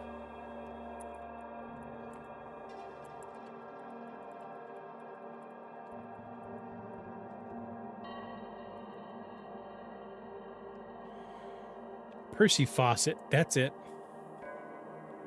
1925. Yeah, that was about the time zone. That was about when they would need. Or 1920 was about when there was a real concerted effort to find the lost city of El Dorado. He was very wealthy, very prominent individual, a very rich family, and he went off into the wilderness and he disappeared.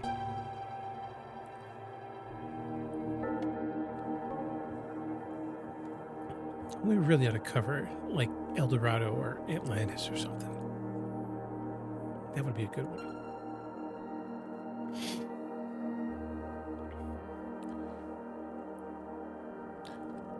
Scientists were accused of arrogance. Evidence was reframed as denial. The skulls once again became misunderstood victims of a close-minded world. And that reaction reveals something important. The debate was never really about the skulls, it was about authority. Who gets to decide what's real and who gets to define meaning? And what happens when personal experience conflicts with institutional knowledge? Science offered answers, but not comfort. It explained the how, but not the why. It told people what the skulls were made of, but not why they felt the way they did when people stood in front of them. So the myth survived, not because the evidence supported it, but because the evidence couldn't replace the experience. And in Act 5, we'll step back from the skulls themselves and look at the larger picture. Why do certain objects capture us so completely? Why do debunked artifacts refuse to die? And what do the crystal skulls reveal? Not about ancient civilizations, but about us.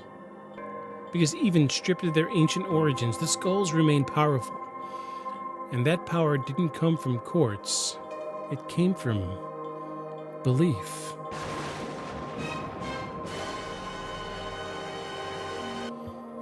So I think we're starting to come down to a conclusion here. It's inevitable at this point, I do think. I think you know where we're leaning. I'm going to hold my tongue until the end, but... So let's recap. Act 4. We have perfect symmetry. And here's the thing about naturally occurring things like skulls, they're not perfectly symmetrical, right? I mean, you never find... So, like, think about that trend a few years back where people were doing the thing on TikTok where whose face is perfectly symmetrical, and nobody's face was perfectly symmetrical. Even models, their faces weren't symmetrical, and when they took their faces and made it perfectly symmetrical, they looked weird. Frederick Albert Mitchell Hedges was the man whom found the first skull. He attributed it to his daughter. Yes, he did.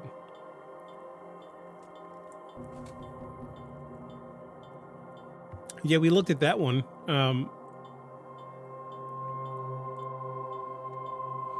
Where did it go?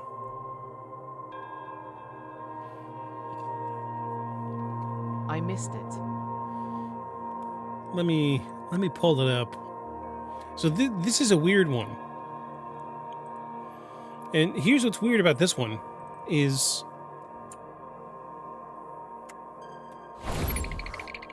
the Mitchell Hedges skull had a removable jawbone.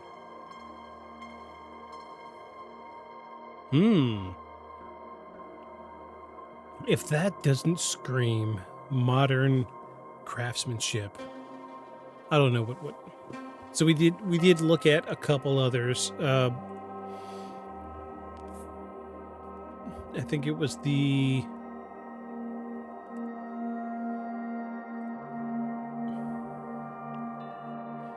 Yeah, and then seeing like this one in the Paris Museum, it's like they just did whatever, right? Yeah, this one, if any of them, feels the most ancient because it looks like something that an ancient civilization would do. Perfectly round eyes because all you have is a tool that spins around in a circle. The teeth are straight edges. Teeth are looking like chiclets. You're looking like the mask. This one kind of makes the most sense, trying to convey it as something ancient. Whereas the Mitchell Hodges skull, perfectly anatomically correct,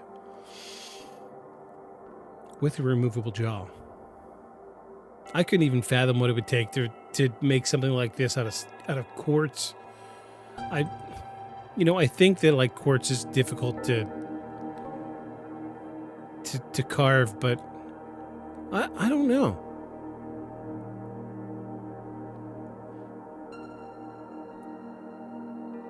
I really don't know.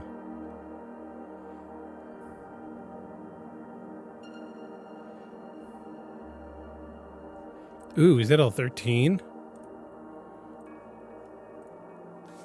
Whoa. Yeah, look at all the variations in size. Come on. At least they could do is be consistent. Yeesh. Yeesh. Not crazy about that one.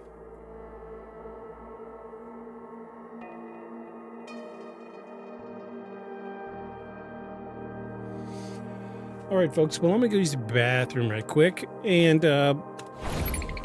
don't go anywhere. Oh, geez. That wasn't supposed to happen. Don't go anywhere. We're going to wrap this thing up. We got one act left and conclusions to go over. I need to use the restroom right quick because I've been drinking these beers.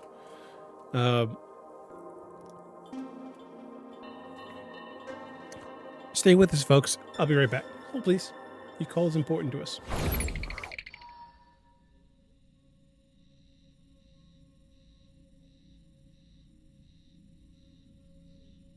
If you spend enough time talking to people who live around the edges of the Hockomock Swamp, a pattern starts to form. The stories change in detail. Some say it was massive, others say it ran on two legs. But they all agree on one thing. This is in Massachusetts. Wait. Yeah, Massachusetts. This is very near Providence, very near where the foundation of the United States came from. The original colony, the 1600s, is very nearby, 50 miles as the crow flies. But there's lots and lots reported in this area. And, How come shit happens in a triangle shape? right, you know, we did talk about this. Like the New Day? Right. Well, what he was seeing, so the original investigator back in the 1970s took all of these stories and all of these police reports and literally just plotted them on a map.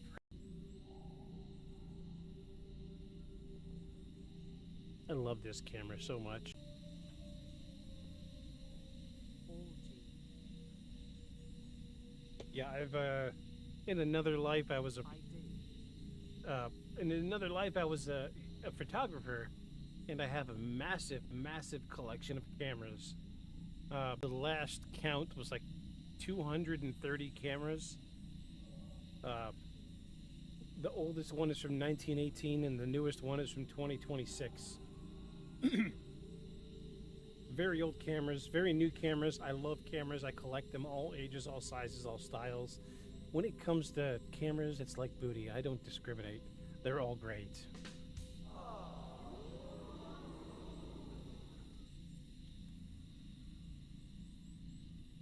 But anywho, it's I'm in the middle of a project. So since you like photography, I will tell you I'm in the middle of a project that I have a bunch of old cameras from like the 60s and 70s that I really like the way the image comes across through those cameras. I have a couple old digital cameras. I'm going to tear them down and see if I can find a way to put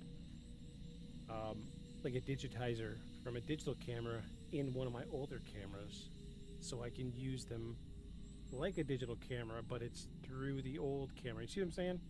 It will probably take me a year or two to figure it out, but I'll get it. I get it. Since we're talking about it, I'm going to show you what my favorite camera is.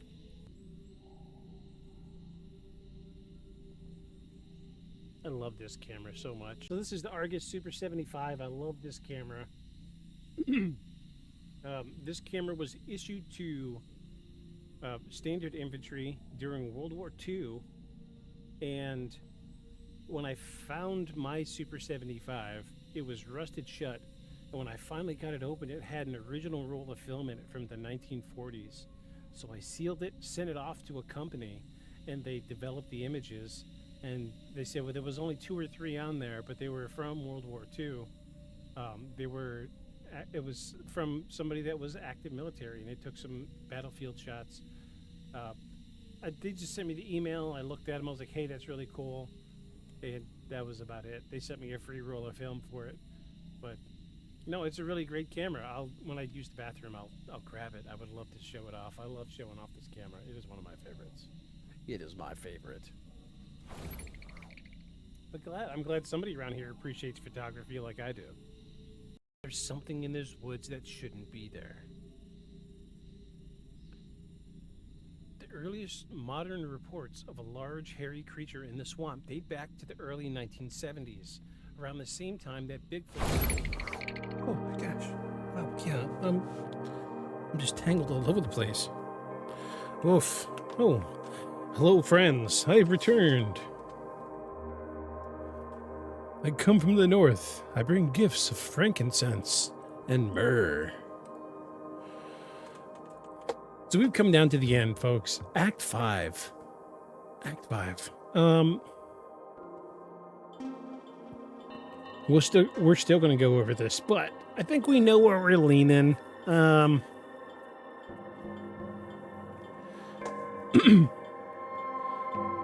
going to lie, I kind of was hoping that this week's episode was going to lean a little bit more into the mystical, but you know what?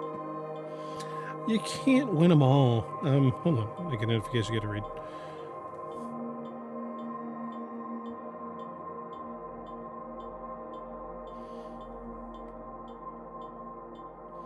Okay.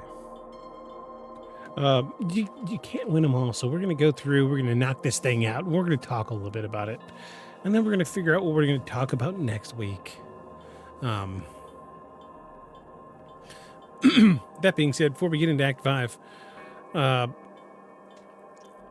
if anybody's listening has their own paranormal story or a recommendation for a future episode, you can email us at beyondshadowspodcast@gmail.com or scan this QR code in the upper left-hand corner of the screen, which is my right, and it's taken me almost a year to get used to this. And it would take you to all of our socials. We post every week, just like we do everywhere else. Feel free to email us, talk about whatever you want to talk about. Let us know we're doing good. Let us know we're doing bad. If you have personal paranormal stories, you can also tell us and, let us know, and we'll read them out on the episode live for everybody else to hear. Or if you have a recommendation for a future episode, let us know. All the informations are there. And if you would, take the time to hit that follow button. Give us a rate and a review. It helps. Nobody really does that. I think we've been on the air for coming on 3 years now, and we have 2 reviews. I'm one, and I think my mom is the other. So if you could take the time to rate and review, it would be very greatly appreciated. It would help with the analytics, for sure. Because we don't make money off of this. We don't get, we get ad revenue, but it's so small. I'm doing like $50 a year for ad revenue. So, not like I'm really making money. Just help spread the word, if you would. Ollie's here. Ollie's here. Whoop, not that one. Wait, here we go. Wait. Are you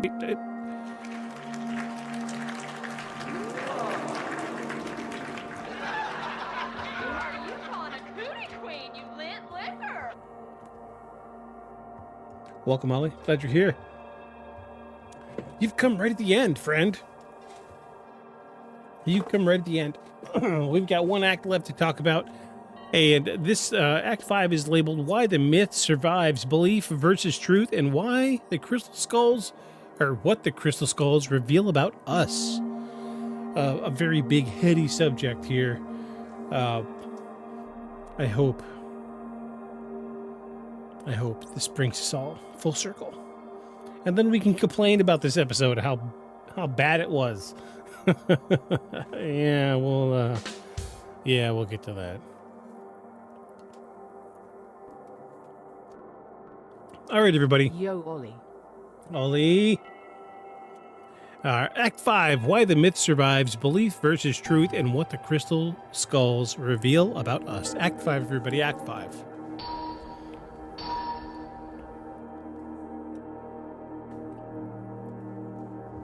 So by the time the crystal skulls were exposed as modern... Ollie asterisk asterisk. Been a hot minute. Ooh, Ollie. Okay. I'll give a shout out to Ollie. Ollie's my dude. Very conscientious streamer. Always very kind and polite and receiving every time I come in. I don't always pop into his stream, but when I do, he's always very kind, and that matters a lot to me.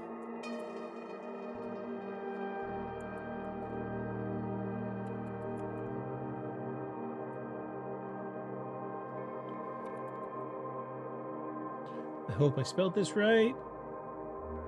Here we go. Go check out Ollie Makes at twitch.tv/Ollie Makes and go show them some love. Yeah, there we go. I love his Euro Truck Simulator video his streams. They're great. They are great. Ollie was so nice last time he was in my stream. I found kind words today about my crazy music. He's a good dude. I'm a weird streamer, to say the least. And every single time I come into a stream, he's like, hey man, like he stops what he's doing, goes to his pause menu and talks to me for a few minutes. That means the world to me. He's a good guy. He's a really good guy. There's very few streamers that do that. It drives me fucking insane. I hate when you've got these big streamers who are getting subs and follows, and people are donating money just to have their comments heard. Like, Jesus Christ, people, respond to your chat. You can slow your chat down and respond to everybody. It's possible. You should not have to pay to hear your comment be responded to. And Ollie Makes is one of the few that does it the right way. Pauses their game, talks to the person that comes in. Ollie's a good dude. Ollie's a good dude. And Poke Your Eyes Out Radio. You are also very good. You carved your time out to type into chat to talk to me last time I was in there. I appreciate that a lot. Just saying, most of the people that follow this channel are pretty good people. Very few are not. But I doubt they're even saying anything.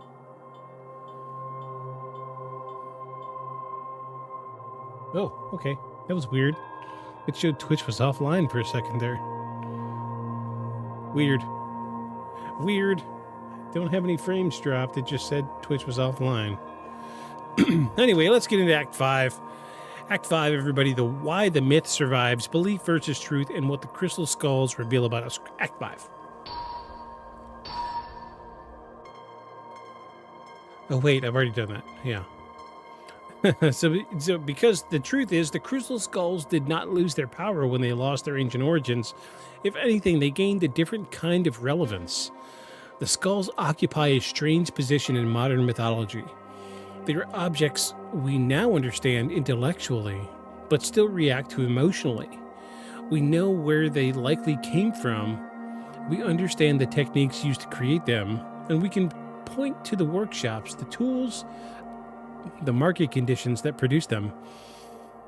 And yet, standing in front of one, many people in fact, still feel something shift. The reaction isn't weakness, it's human. Humans are storytelling creatures. We assign meaning to objects because meaning helps us organize a chaotic world. When an object combines death imagery, perfect symmetry, and the suggestion of lost knowledge, it bypasses rational filters and goes straight for something deeper. The crystal skulls didn't need to be ancient to feel significant. They only needed to exist in the right cultural moment. And they did. The late 19th and early 20th centuries were periods of massive upheaval, industrialization, war, scientific advancement, and the collapse of traditional belief systems left people searching for the anchors. The idea that ancient civilization possessed wisdom we had lost was comforting. It suggested that progress wasn't linear, it was that the salvation might lie behind us rather than ahead. And the crystal skulls fit that longing perfectly. They offered the illusion of continuity, a sense that knowledge survives collapse, that something endures. In a world facing uncertainty, the idea was irresistible. And once it took hold, it didn't matter that the skulls themselves weren't ancient. The idea was. As the decades passed, the skulls were absorbed into new belief systems. New Age spirituality reframed them as tools for personal transformation.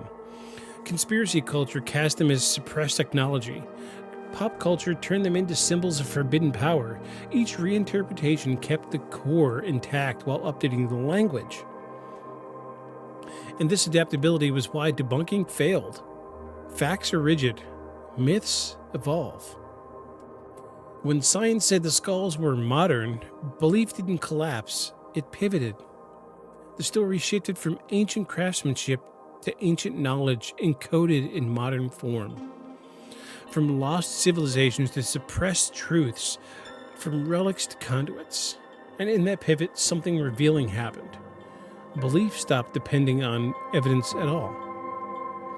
At that point, the skulls became mirrors, reflecting the fears, hopes, and anxieties of the people who engaged with them. For some, they represented spiritual awakening. For others, they symbolized hidden control systems. For skeptics, they became cautionary tales about confirmation bias and the human need for wonder. None of those interpretations are about quartz. They're about us. The skulls also expose a deeper tension that runs through every paranormal topic we cover, the gap between experience and explanation. Science excels at measurement. It struggles with meaning. And when people say the skulls change them, science can explain how belief alters perception, but it can't invalidate the experience itself. Because it forces a choice. Do we prioritize what we can prove or what we feel? And what happens when those two things refuse to align? For many, the answer is a compromise. They accept the skulls aren't ancient, but they still believe they're significant. They hold space for skepticism while maintaining personal meaning, and that middle ground is rarely discussed. But it's where most people actually live.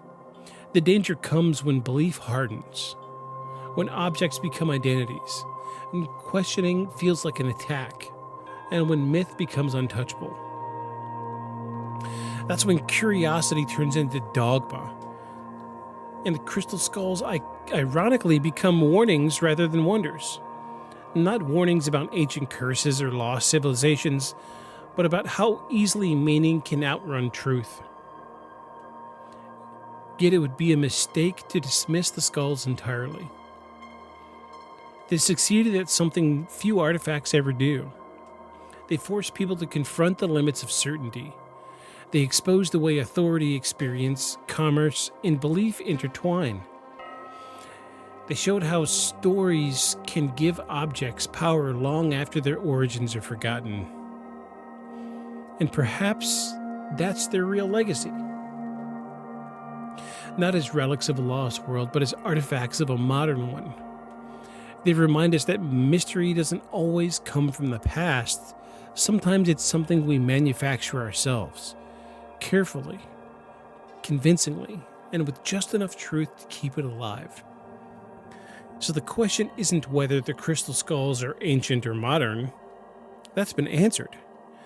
The real question is why, even now, knowing everything we know, we still feel compelled to ask. And maybe that's the most human mystery of all.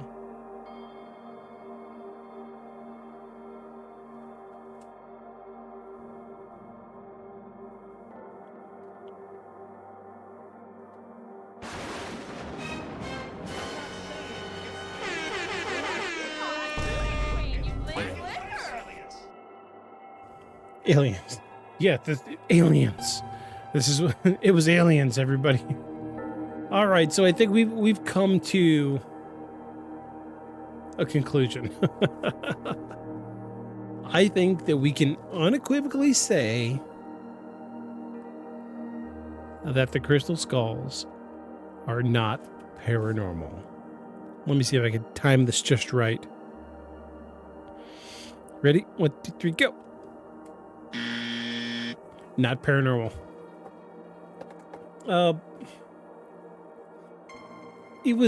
It had a good foundation. It made a lot of people stop and think. We had a lot of people pop into chat and say, hey, oh, what's going on? I want to watch what's going on. Because everybody has this preconceived idea about the crystal skulls, right? Be it from what you think you know about crystal skulls from Indiana Jones or from Tomb Raider, what have you. We have this preconceived idea that the crystal skulls are something ancient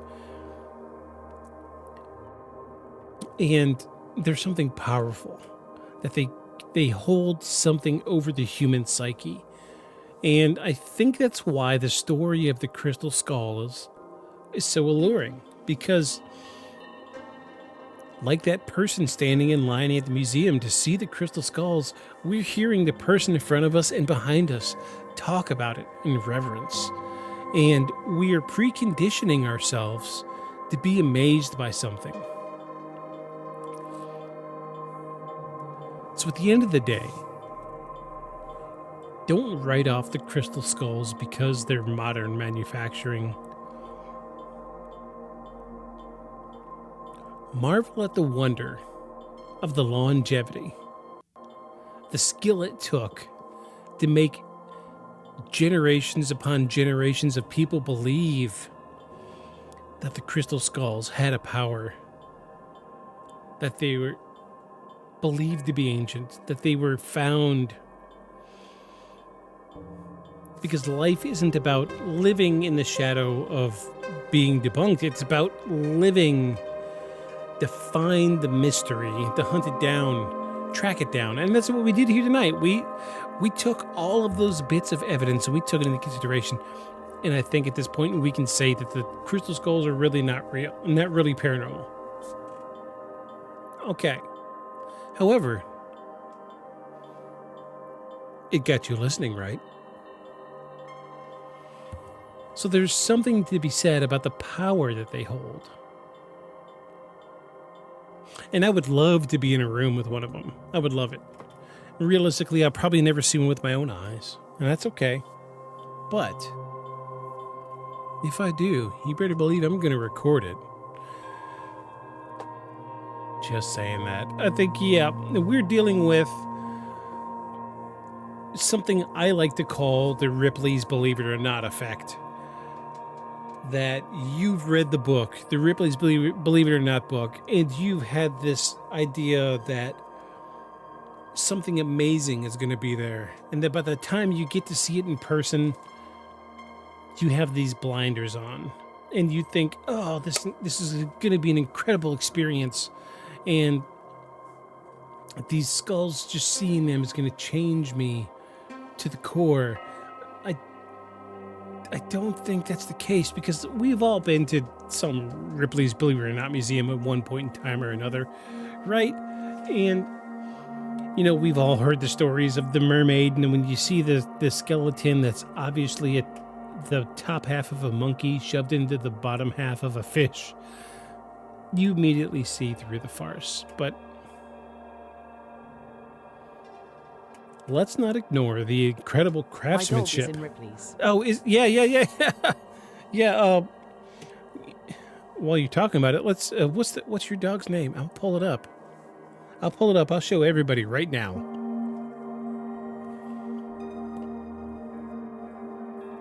But yeah, let's not ignore the incredible craftsmanship that it took to create these things, because quartz is not easy to carve. There's a reason we It's don't. Last year's book.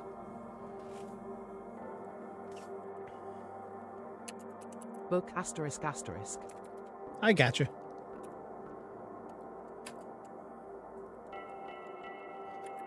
Let's not ignore the amount of craftsmanship that went into carving the crystal skulls. I'm getting a lot of results for Ripley's Believe It or Not for dog in 2025. What was the specific thing your dog was in there for? I will gladly pull it up if we can find it.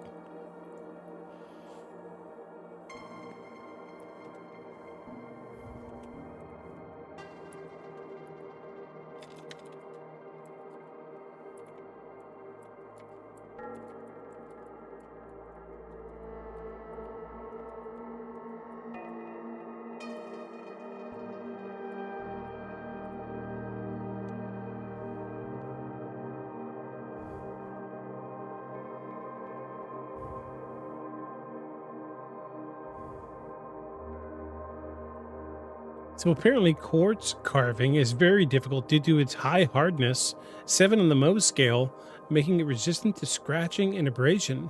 It requires specialized diamond tools, high-speed rotary equipment, and constant water lubrication to manage heat and dust. And there's a major reference here to significant patience.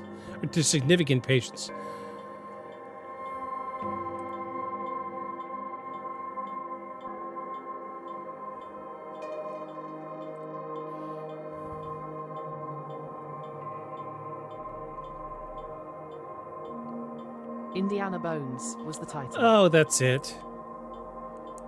That's right. I remember now.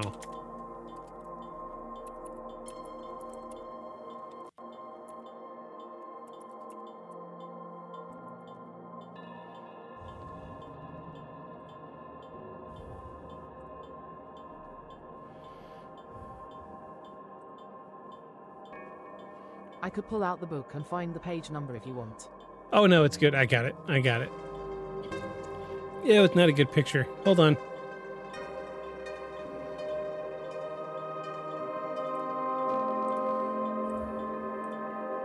No, I don't want to save it. I want to open it. Rawr. Oh, it's so small.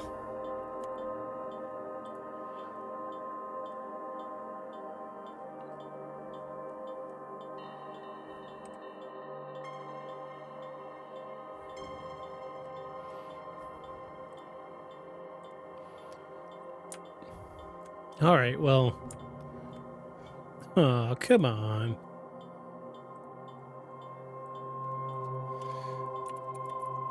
Indiana.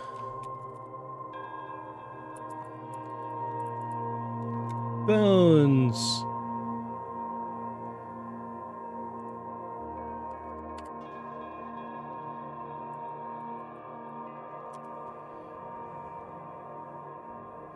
There are so many memes about that. Indiana Bones.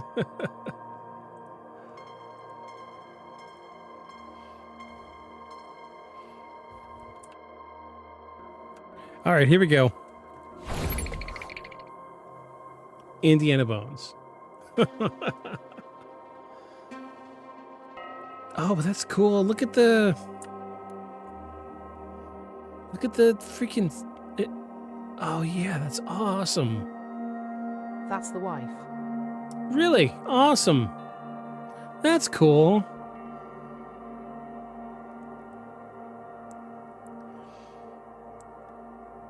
That is really cool. Wait. Oh, okay. Yeah, maybe this picture is confusing, but I was like, it looks like the hat's made out of fur. But obviously the hat's not made out of fur. What a phenomenal photographer.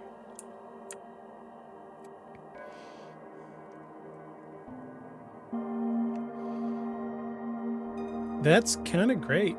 That's I could only imagine the amount of time it took to do all of this.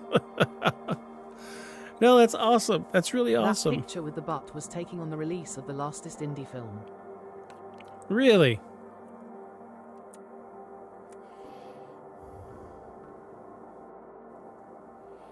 That's cool. That is really cool.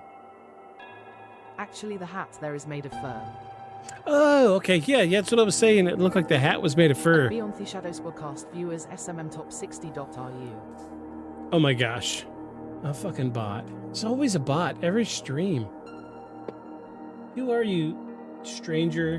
Why are you... Just hat one pic, he is wearing my official indie hat. I gotta ban somebody. Hold on. These fucking bots. Like, quit coming to my channel and trying to get me to buy viewers. I don't care about viewers. I want to share I want to share the paranormal world with everybody. I don't want to fucking buy viewers. Come in and chat instead of spamming me.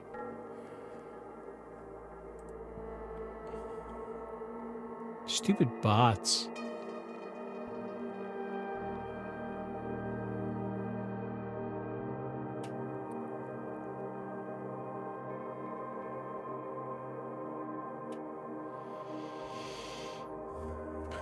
I'm sorry. I'm gonna have to ban you and report you. Goodbye. Get out of here. I'm sorry. I'm sorry. Oh, he's wearing the official indie hat. So yeah, one pic he's wearing the indie hat, and the other pic it's a hat made out of fur. So I'm gonna guess and say, like, you brushed a bunch and collected furs, and then made the hat out of the fur. I'm gonna guess. I'm gonna say that's what it is. I'm gonna show my wife this. She's gonna love it. Fur hat is probably what won us first in all those competitions. Really? That's cool. Yeah, my wife has gotten into the I don't know what it is, where you take the knitting stuff and you stab it a bunch of times and make stuff out of it. So I feel like she would be into doing stuff with, you know, like dog fur or cat fur or something. It's quite excellent. I'm impressed. Congratulations. Congratulations indeed. Round of applause for Poke Your No, Eyes Out Radio. It's grown in hair sprayed into place. Oh, that's even better. Oh, that's incredible. That's incredible. Absolutely incredible. So this is Poke Your Eyes Out Radio's dog, everybody. I could do needle felting for a few components though. Needle felting, that's it. Yeah. Yeah, my wife does that. She loves it. She likes the stabbing. The stabbing. No, that's great. I'm going to show my wife this. She's going to love it. That's stellar. Like, look at the... So is this meant to be like individual, like...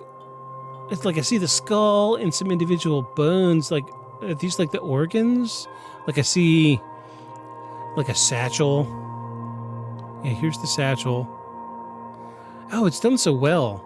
Like, even trying to pick it apart, I can't pick it apart. Like, I see the organs. Yeah, that's awesome.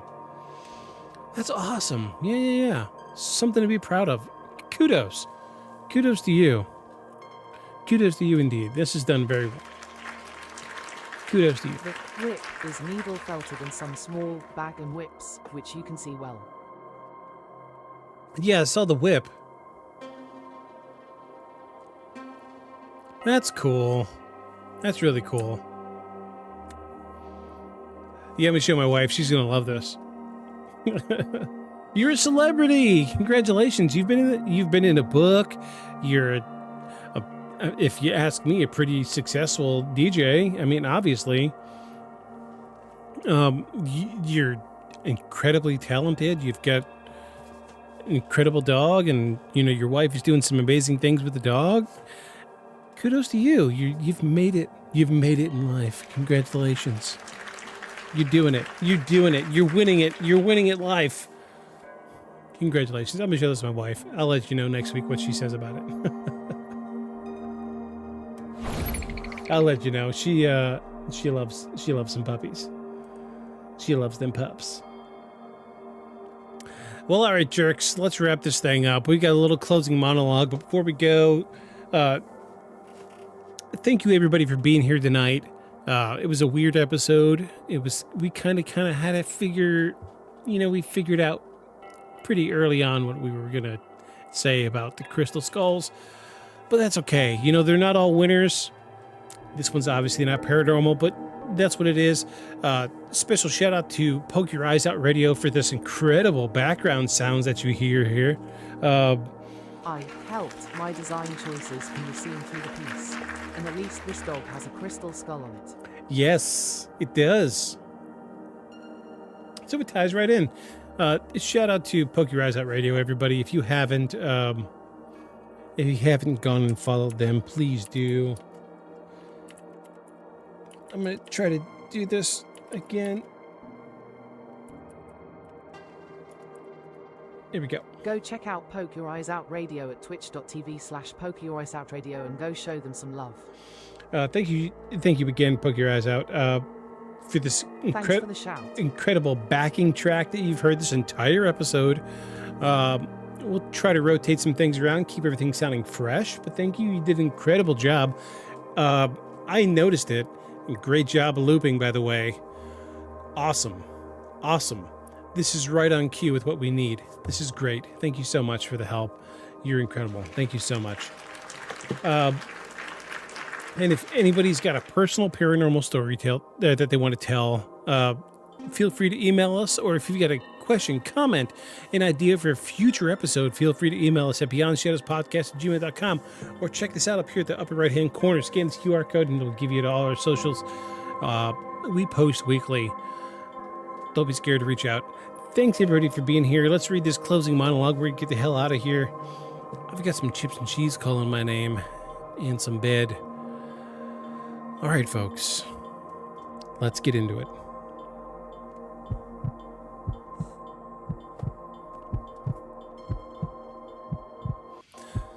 The crystal skulls didn't turn out to be ancient relics from lost civilization. They weren't carved by forgotten hands using impossible technology. They weren't buried beneath temples waiting for the right moment to be discovered. On that question, the evidence is clear.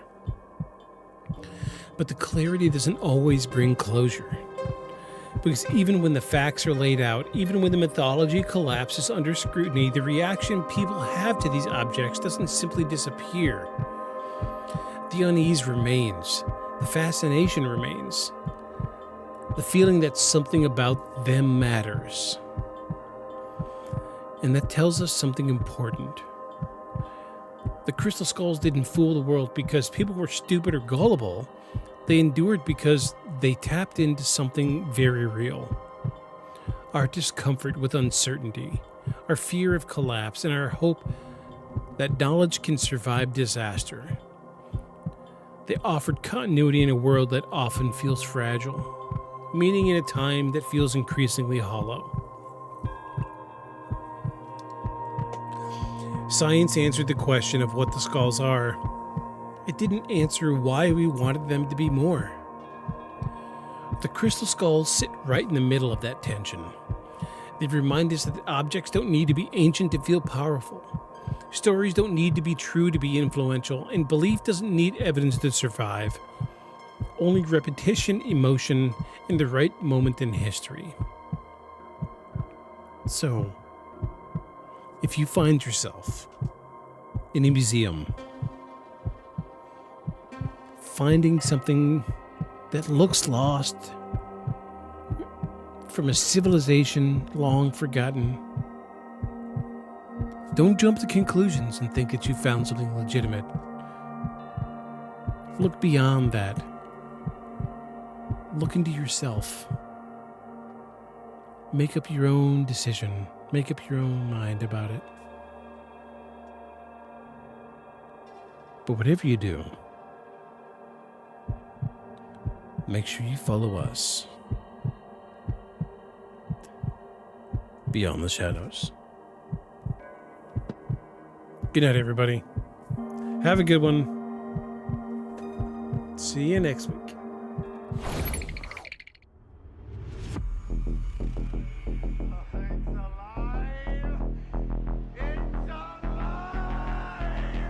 A creature like that, how would it ever die? And this monster starts running right at me. Annihilated by nuclear bombs. Beast is not dead.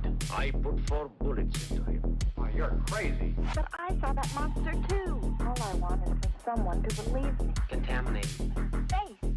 Horrible. Look like it would scare you to death. All right, let's get to work.